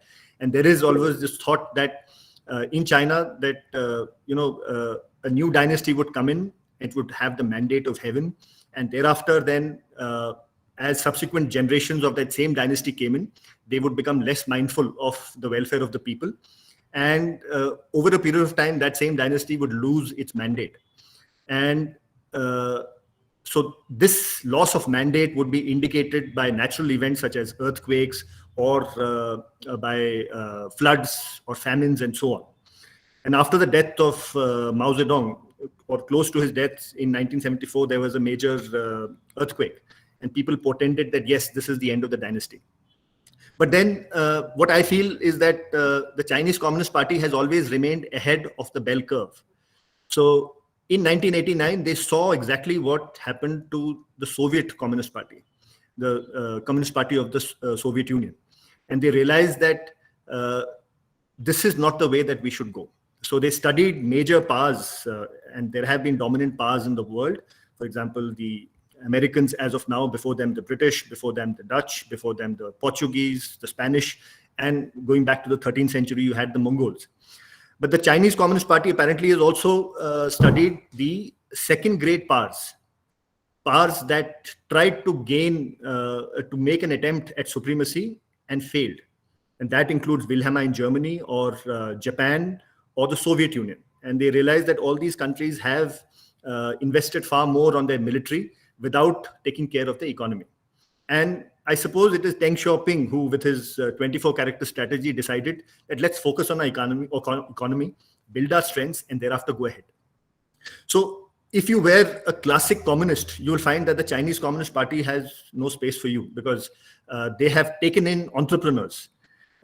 Private property is permitted, which are otherwise anathema as far as socialism is concerned. And they are getting in the technocrats. And today, while economic growth has improved, it is also that only the people who toe the political line are permitted to take the benefits of all the economy that is going on. And so therefore, everybody who is in the top rich people are mandatorily Chinese Communist Party politicians. So that's my opinion, sir, as I see from here. But I have not been to China, and I just cannot compare the knowledge that you would have. So I'll add that as a footnote with humility. Thank you very much, sir, for your comments. I'm really grateful. Thank you. Thank you, sir. Before sir, I would also, I see Dr. Venkateswaran raising his hand, but before that, we also have our friend who has recently joined the department. He is a research assistant in our school, and he's from Tibet. Gendan, would you like to add anything, or do you want anything, you want to add either a question? Kendon, are you there? I think Shraddha, he's having a problem with his webcam. So Okay. I mean, Gendun can hear us, but if you can just shift into maybe some other computer, Gendun, and ask or comment, I think that would be useful, especially since you've been doing work on China also. So I mean, is it before Gendun?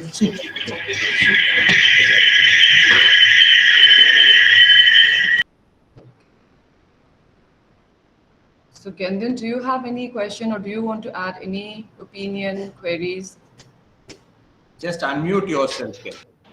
Yes, thank you so much for the presentation. I have learned a lot from this your presentation, sir. But I have one question.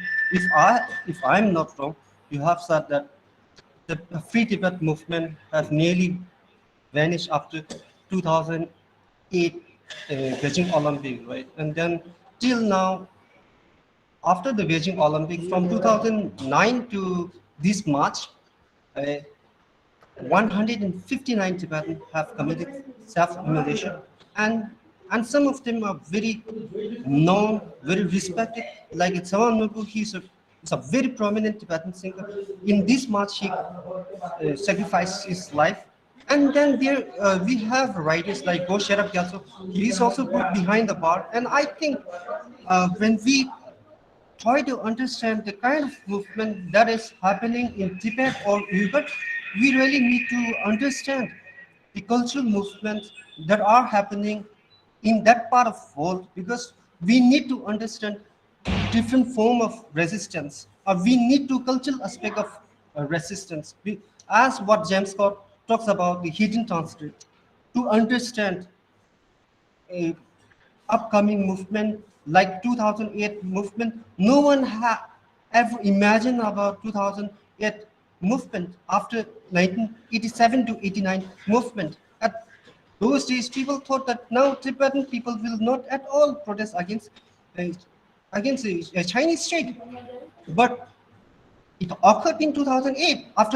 From 1987 to 2008, there wasn't a major protest or movement like what happened in 2008. So based on my observation, we are waiting for another big protest or movement like what happened in 2008, because resistance is still happening.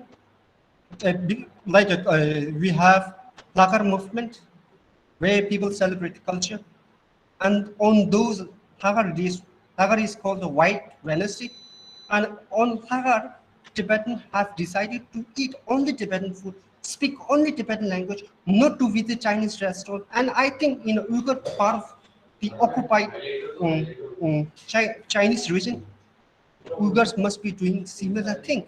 And so we need to understand different languages of resistance. And then, sir, I have one question. Can you please help me to answer? What do you think about, or what is your stand, or what is your take on the post-Dalai Lama Free Tibet movement? What do you think? What will happen after the death of Dalai Lama? Thank you, sir. Okay, first of all, yes, I did mention that the movement has gradually died down after the Beijing Olympic Games.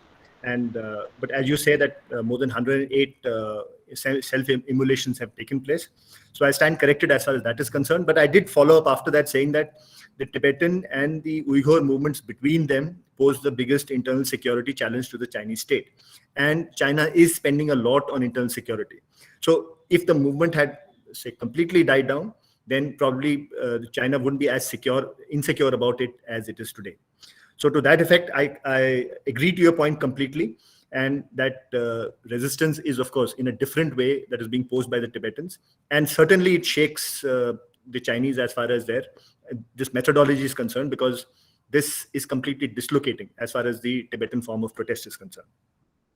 However, the international attention now is focused more towards Xinjiang, as you would have seen, and Tibet is not so much in the spotlight as you might want it to be. So that is another point that you may like to remember. What happens after the Dalai Lama? I'm sorry, I'm not really an enthusiast as far as the Tibetan particular question is concerned. You're aware of how the process is done for the selection of the Dalai Lama, and the Dalai Lama has kept his options open. That it could not only he could not only be in Tibet, he could be from India, from the Tibetan community here, and he could not only be a man, he could be a woman also. So he's absolutely open to the idea. He's tried to ensure whatever maximum he could do during his lifetime. But yes, this is a major question as to what will be the direction of the movement after the Dalai Lama, because he's been a figurehead, a polarizing figure. And as long as he's in the scene, the Chinese feel absolutely insecure about the movement, because they know the emotional and the political weight that is carried by the Dalai Lama. But they have obviously undermined the Dalai Lama by imposing sanctions and going harshly against any countries or any head of state who have tried to support him. So it is not that the Chinese have not applied their full economic might or their political might against a person who's simply in robes. So that is the power of the Dalai Lama, and he's deeply respected the world over, especially in India. But where this will go to, that's a crystal gazing that I wouldn't like to harbor. Thank you. Thank you, sir, and as well as Gendon for the question. So, sir, you can go ahead with your question. Yeah, thank you, Shraddha. I just want to, I've just been instigated to briefly also react to what Gendun was saying and what Colonel Kannad was saying. First of all, the Dalai Lama himself has said he's going to live until he's 113 years old, 113. So his message is there is plenty of time. And second is, increasingly it appears that we may be looking at two Dalai Lamas. One propped up by the Chinese and one possibly, following the traditional reincarnation route. The United States has recently responded by threatening severe repercussions if the Chinese decide to prop up a Dalai Lama. So it appears that that seems to be the most likely scenario, although the possibility of emanation would possibly be the most preferable scenario from an Indian perspective. But since Gendun and I are here, we can always discuss face to face.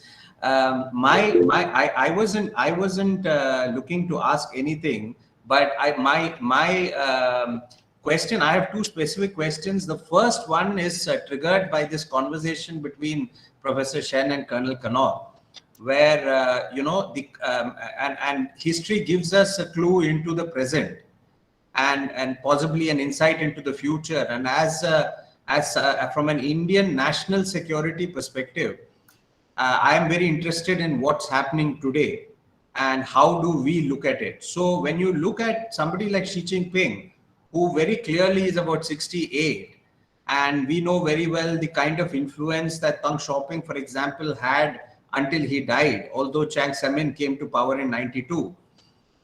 So we are looking at a lifetime of Xi Jinping's influence.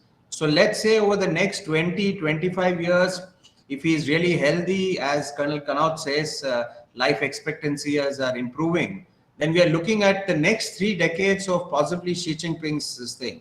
Unless there is some major, sort of unexpected sort of wild horse event that takes place. So my question is that, Xi Jinping is, when you look at Mao's time, and when you're looking at what Xi Jinping now is doing, emerging as the core leader, having his thought put into the constitution, a life term, no successors in sight, I'm very interested in some of the comments he seems to have made on the cultural revolution.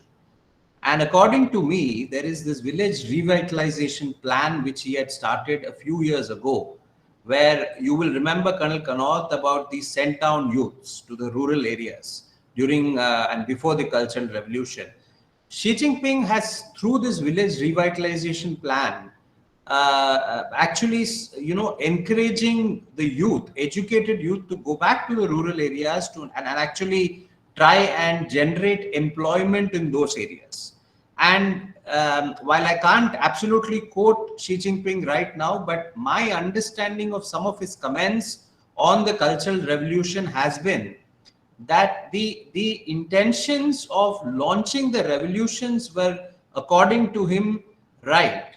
It's just that the way it went about implementing it, the modus operandi could have been better. And I'm only making these observations from some of the quotes that I have read of Xi Jinping on the public platform. So I would like you to just give your observations on what do you see happening internally within China, especially with Xi Jinping now appearing to be all powerful. And do we see events unfolding? Could we get some clues from what happened during Mao's time? That's question number one. Question number two is related to how the Chinese are going to act towards Taiwan. And in that sense, because Xi Jinping's consistently since 2012, when he became the paramount leader, has been consistently making statements towards reunification, statements towards, crushing any aspirations of independence and whatnot. And very clearly, you have a government in Taiwan that is not favored by Beijing right now. So in this situation, I'm very interested to hear your comments on the Chinese reactions to what's happening in Ukraine.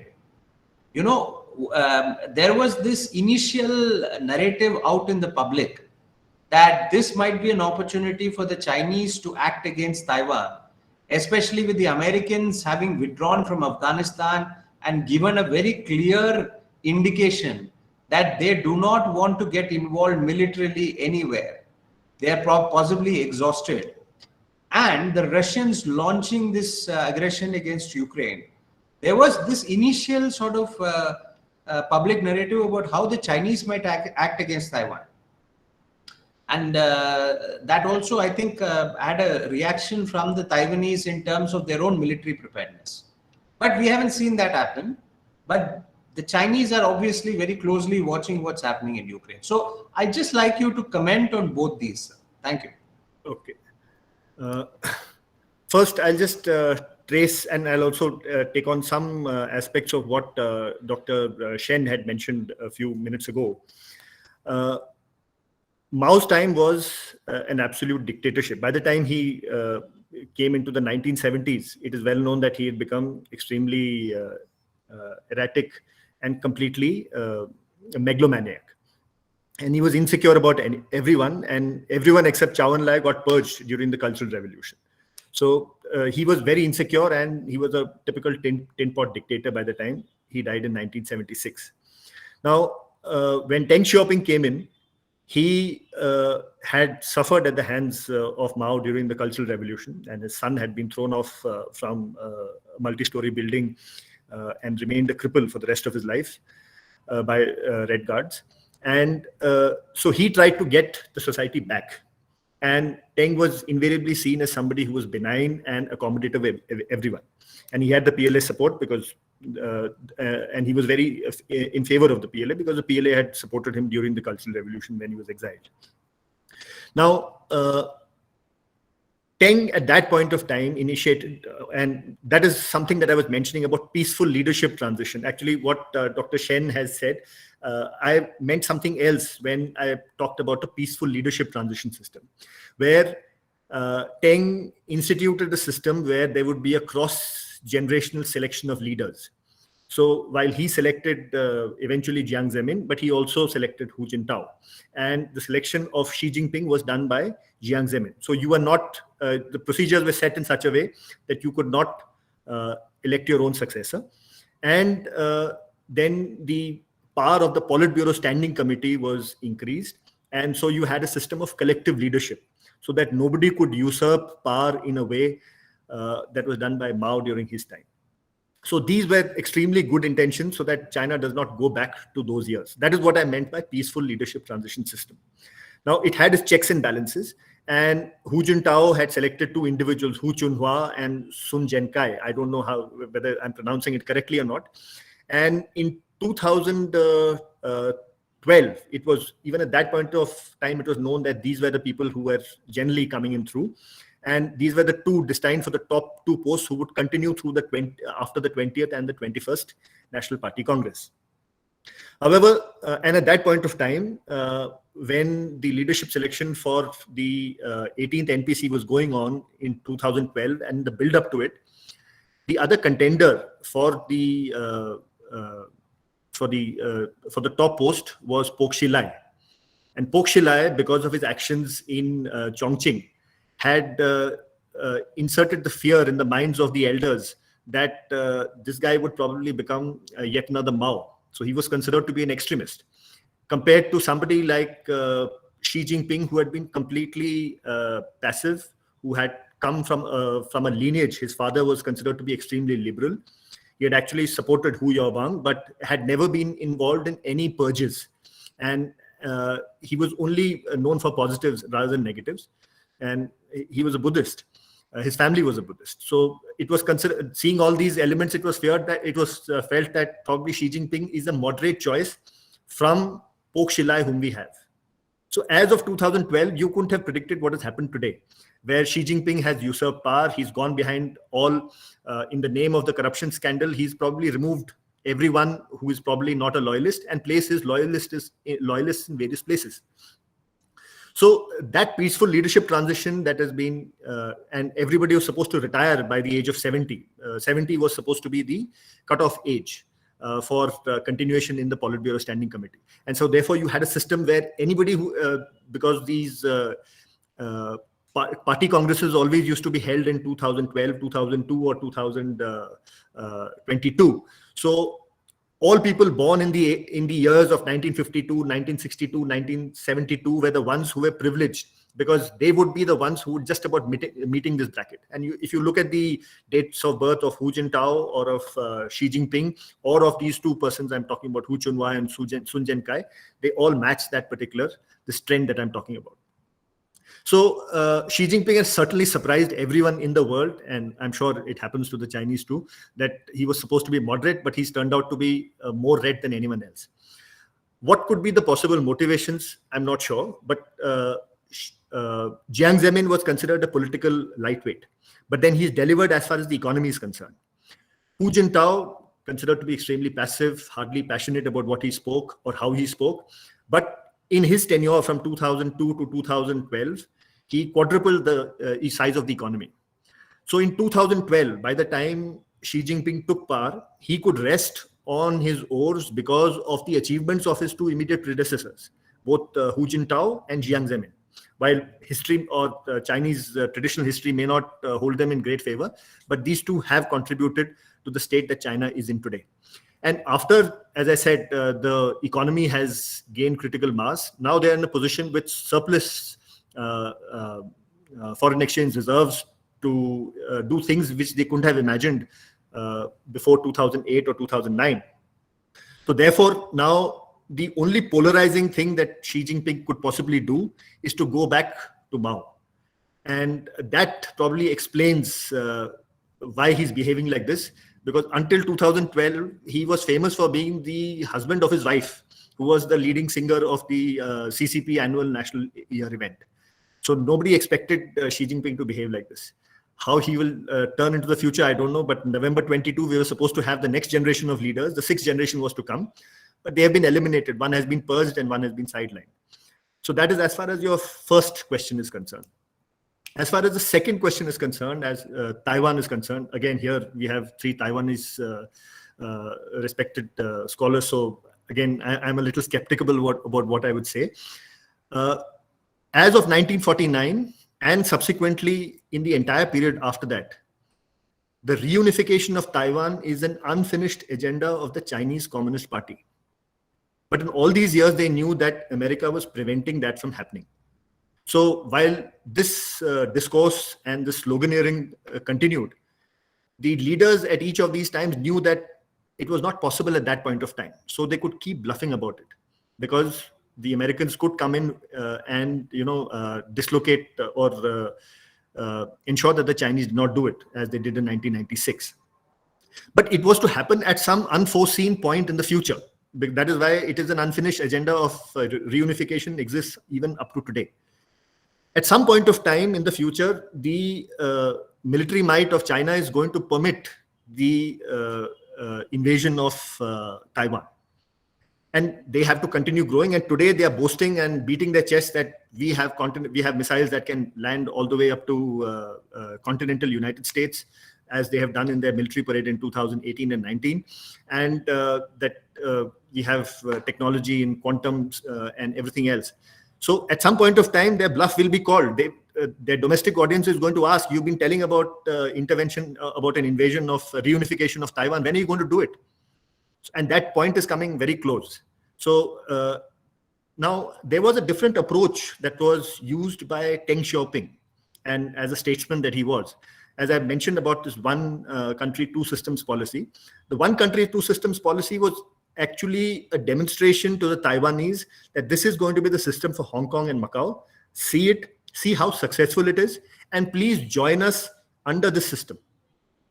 However, it turned out that Hong Kong went in one way and Macau went in the other direction. So Macau has been a bright example of what Deng wanted, and Hong Kong has been the complete opposite. So where this Taiwan question will go, because the PLA in the hearts of hearts would know that the Taiwanese are not going to make it easy for you to land. Technology does not permit any surprise. And once you land, it is going to be extremely, it is going to be a massacre once it happens. So an invasion is not how it used to be as in 1949. So they had those Kyomo Islands, which were nearby, which was a political signaling. You could, batter those islands. Maybe they'll go for the Pratas or something like that. But mainland Taiwan is, I think Xi Jinping would shudder in his bed in case he were to think about it. It is not going to be an easy proposition in any country, and especially Taiwan, which is prepared to go to the other end for it. But you may also remember, and this again, I'm harboring into Taiwan again. In Taiwan, there are two coalitions. There is the Pan-Green coalition and there is the Pan-Blue coalition. So the Kuomintang, or the nationalists who were initially part of, opposing the communists, are the Pan-Blue coalition that wants, that is seeking reunification in some form or the other. They want the ashes of Chiang Kai-shek to be returned to his homeland. And the Pan-Green coalition is the one that wants to establish Taiwan as a completely independent nation. As of 1949, 18% of Taiwanese identified themselves as Taiwanese, whereas today, as of 2020, that figure is about 67%. So how many of Taiwanese ever want to rejoin China is a big question. But I'm not sure whether I've answered your question or not. I just give you points to ponder. Dr. Shraddha, can I take on a few of these questions on the message box? Okay, yes, so before that, yes, Wong Ma'am, please go ahead. Queries. Thank you, sir, for the comprehensive introduction of the China history and the current situation. I hope that I could include your presentation as part of my teaching materials, if you permit. It's a privilege. It's a privilege. And sir, learning a language is a lengthy road, and it seems that it has to be a certain payoff of learning the language.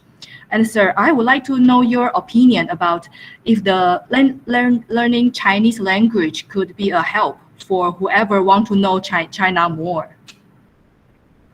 Okay. Now I'll quote my personal example. I started the study of China in 2012. And since then, I've been reading extensively. And so somebody with a passion like mine, I decided that, no, I'll try and learn a language, learn the Chinese language. So I enrolled in edX. edX has this online classes, and there's a Taiwanese instructor at the other end. And they have those introductory classes, and thereafter, then you can go on to various stages. So I enrolled first for the 4-week course. And then I enrolled for another 8 weeks course. After the very basic, then I went to the next stage. And by the 8th week, I was exhausted because it is indeed, there's a reason why it is called the most difficult language. But after that, of course, technology has certainly made things simpler. today, if I know how to get past a banner that is written in the Mandarin script, because Google Translate permits you that privileges. I can take a photograph, put it on Google Translate, and then go through it. And I also know a friend who was going to China, and he spent nearly 2 years studying the language. And when I heard him, I was very impressed. But he told me frankly that yes, there's a lot more that I'm going to learn.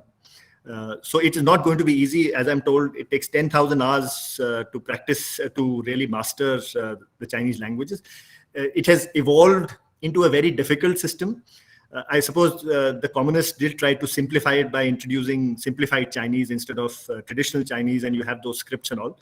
But if the Chinese language was simpler, maybe you could have reached out more.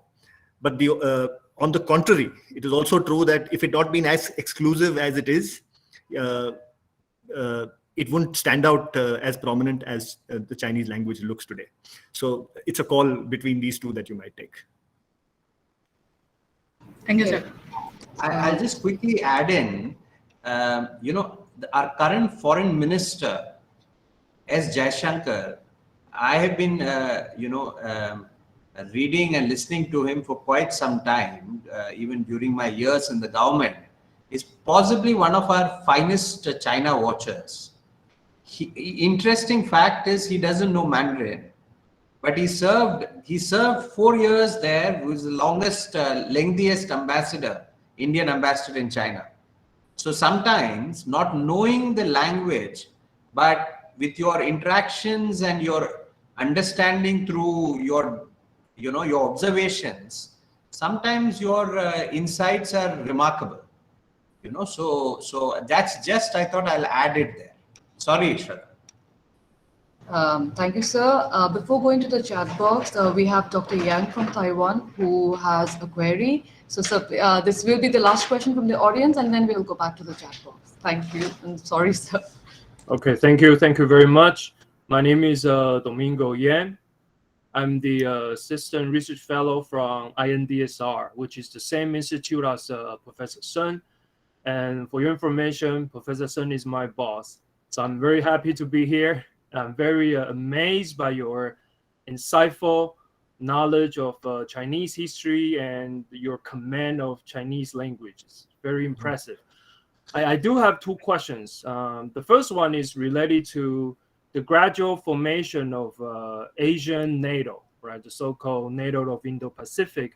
I'm wondering, what is your perspective or your observation about India's stance toward this gradual formation of Asian NATO, right? And perhaps including the Biden administration's the new economic framework of Indo-Pacific, right? I think it's part of the game. So that's the first question.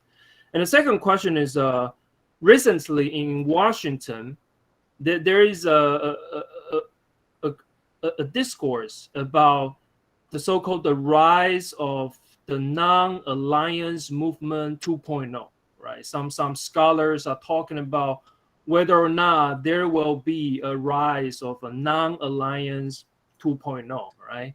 Because some middle powers and small powers, when they're facing this intensified US-China competitions, they don't want to choose a side. So whether or not there will be a rise of non-alliance movement 2.0. So I'm wondering, according to your background as a colonel from India, what would be your observation about this formulating discourse of this so-called a new non-alliance movement? Would there be a rise of this non-alliance movement, or at the end of the day, when we're facing the threat of China or the threat of Russia, state actors will inevitably choose a side?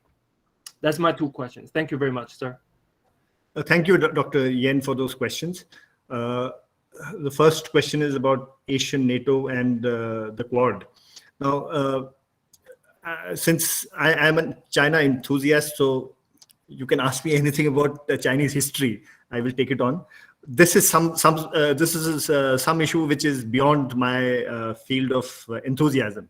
So I'll just have to skip that question. As also rise of NAM2, I'm really not. I don't want to answer a question which I'm really not comfortable or I've really not studied.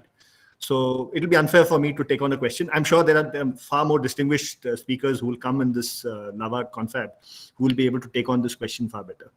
So I will have to give a pass to that question. I'm really sorry. No problem, sir. I'm sorry. No. It's just that I'm not qualified enough to give an answer to that question. It's just that. Okay. Okay, You're being thank you, humble. sir. You're being humble, Kannad. No, certainly not to this audience. Certainly not to this audience, because you're all extremely you have a great amount of exposure. So I really don't have an opinion that can be shared here. Thank you. Okay, thank you. Thank you, sir.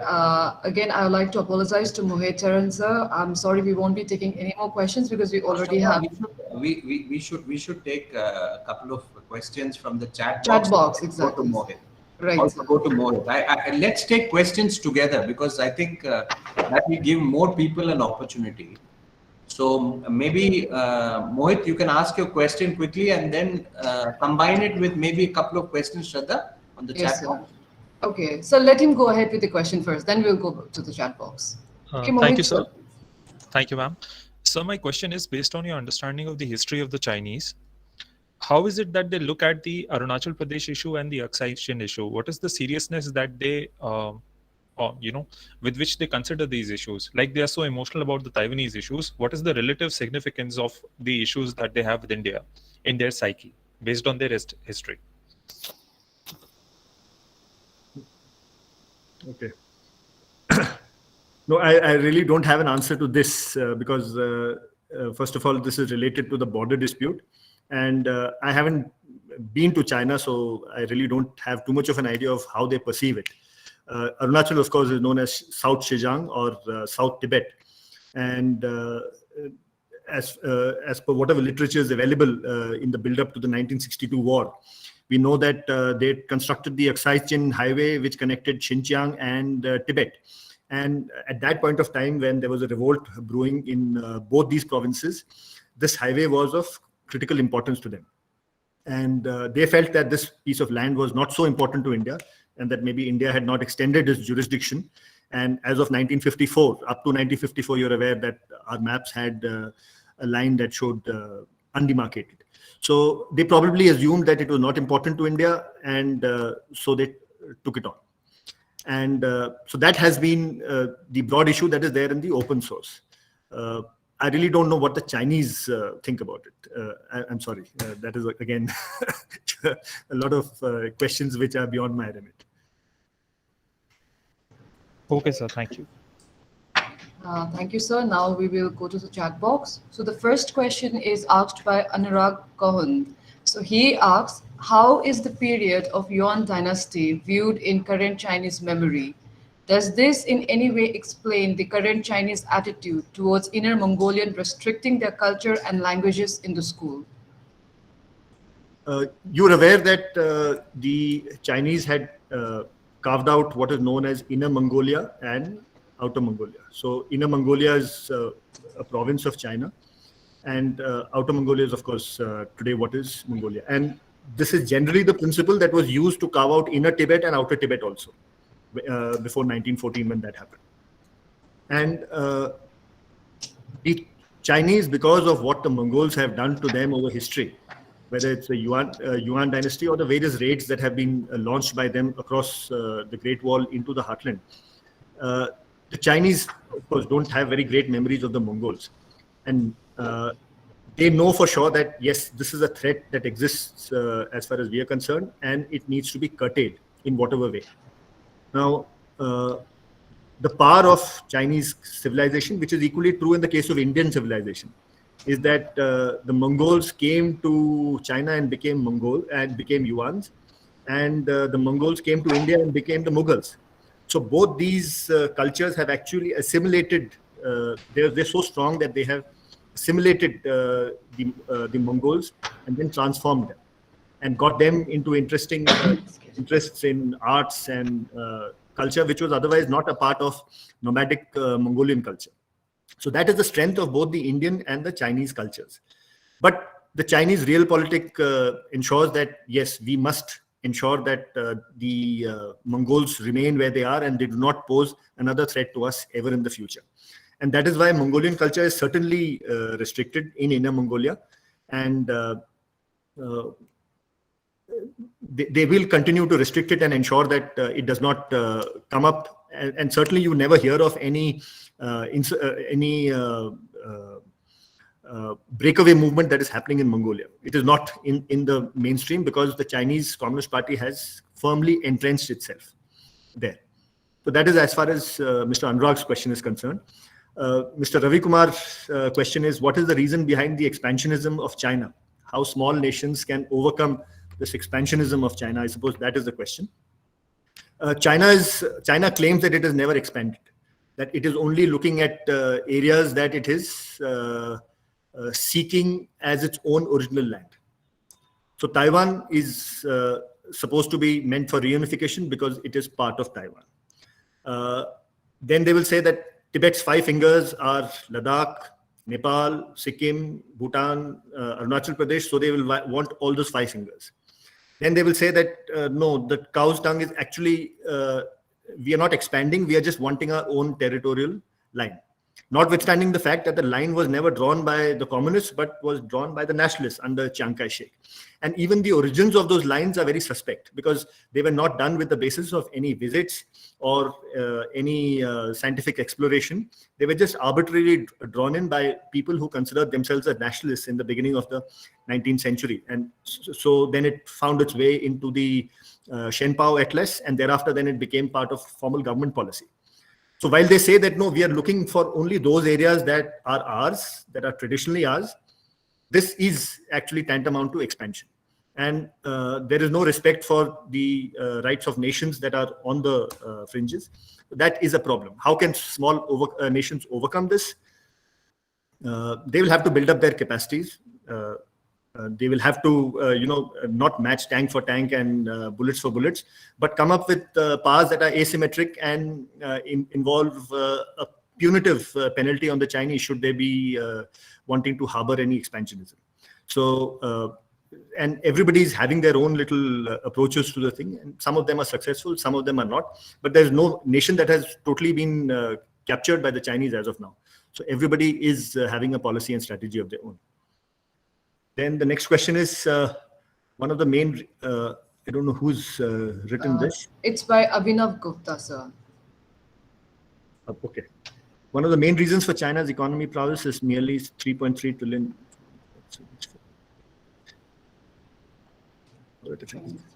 No, economy is something that I will not harbor a guess. As I said, I'm more into history. So I'll have to give a pass to that. So the last question is from Kritika Rajput. So she wants to know your opinion on the Chinese leader have feared that they're losing their grip on the ideological loyalty of the country's youth, seeing the strict restriction on the internet. So she wants to know your opinion on this. Yes. Now, we believe that if somebody were to tell us that, no, you will not get to see the internet, or you will see only this much as far as the internet is concerned, it is a restriction on our power because we've been used to democratic ideals. And you've taken these things for granted as far as India is concerned. That's our society. But the Chinese may not necessarily think like that. And while the Western journalists, Western diplomats have all tried to look at maybe there is a seething anger under the Chinese which could be used to mobilize something against the Chinese Communist Party, it doesn't seem to be happening as of now. In 1992, there was this book by,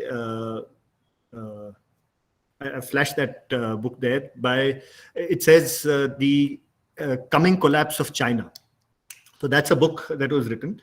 And it foresaw that, especially after what Francis Fukuyama had said, that democracy is going to be the enduring system for mankind and communism is bound to fail. But as I said, the Chinese Communist Party stays one step ahead of the bell curve. And they are monitoring what are the potential problems. So if the world were to thrust a Nobel Peace Laureate, then they would certainly imprison him and keep him out of the question so that he could not influence any further as far as adversely in the international scenario is concerned. And they have kept a strong grip over society. And if you want to do economically well, if you want to scale the ladder, you have to become loyal to the Chinese Communist Party. And without that, so economic mobility is possible only if you swear your political loyalty to the Chinese Communist Party. And that way it's ensured that all the top classes are all loyal to the Chinese Communist Party. So people are willing to sell their political loyalty as long as they get prosperity, economic prosperity. And in such a system, and they have obviously established the system so thoroughly, there is a surveillance state that is there. But to believe that the Chinese or the 93% Han population would revolt against it, I'm not sure whether that is happening. The West certainly believed that that would happen, but it is not happening anytime soon. And you know that nearly 120 million Chinese leave China every year as tourists, and they all return, because if China was a Stalinist Gulag state, or a place which was not worth living in, they would not come back, but they do. So while the political freedoms have not increased, but the personal freedoms have certainly increased. And the Chinese Communist Party is now saying that you got to notice us. Otherwise, a citizen in China probably does not even notice the Chinese Communist Party as he goes about in his daily life. But under Xi Jinping, the party has become more prominent. And certainly the party cadres are, in a major dilemma. Because if you were to follow a proper Communist Party member's loyalty and oath, you've got to be absolutely austere and dedicated to the cause. So you cannot be having money, you cannot be having property. But when you are supervising the governance over a society which is rapidly growing, there's liberalization in all aspects that's going around you, and you are expected to be a celibate sage. So there is a contradiction that comes in, which is why corruption has come in. And that is why corruption in cadres has been identified as a major problem in the Chinese Communist Party. But these are contradictions which will come when you rise economically. Because soon they're already in their middle income trap, where the wages are not so low that you can produce, you can manufacture goods that can be sold cheaply to the rest of the world. At the same time, wherever in the world people have reached this prosperity, he's looking at $13,000 as per capita income by 2021, which was one of the goals that was raised. But wherever in the world such goals have been set, it has always accompanied political freedoms. And that political freedom is not coming in China. So how they manage this contradiction is a challenge, and the Chinese Communist Party seems to be handling it well. There are no indications to suggest that they're not doing it well. So that's my take on it. Shraddha, Yes. can I just very briefly add in, because Professor Shen's colleague asked a couple of questions, and I just thought I'll just comment on that, because we may not meet since he's on this platform. On the Asian NATO, I think India has very clearly indicated over the last few years that it is willing to work with all friendly partners in the region. And I think the Quad, the fact that you're part of the Quad, very clearly gives you an insight into how India may approach as and when any form of an Asian NATO might be envisioned. Being one of the prominent countries in the region, I'm assuming that India would be a very active voice in that concept whenever that emerges. I mean, that would what I would want to add in. On this point of non-alliance, I think this is very interesting. Even in our own neighborhood, I think the smaller countries did attempt to, or are attempting to, play this role of balancing between the two big players, China and India. But what you're increasingly seeing, because they're all looking at it from their national interest point of view, but what you're also increasingly seeing is, as they engage both the big players, at some point of time, they're being forced to take sides.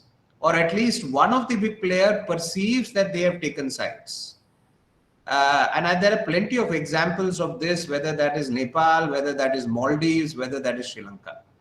So I have my own doubts about whether the non-alliance concept, the new non-alliance concept, would actually work very effectively. So I just thought I'll add my 2 bits into the question that Professor Shen's colleague asked. Thank you, Shraddha. Thank you, thank you, sir. sir. My camera is having some problems, so but thank you very much. Okay, thank you all. So now we've come to the end of this session. Sir, Colonel, sir, I really thank you for your very insightful session and also very patiently taking all the queries and questions. I would, and again, on behalf of my school and my colleagues and university, I would like to express my gratitude for the time you've taken for us.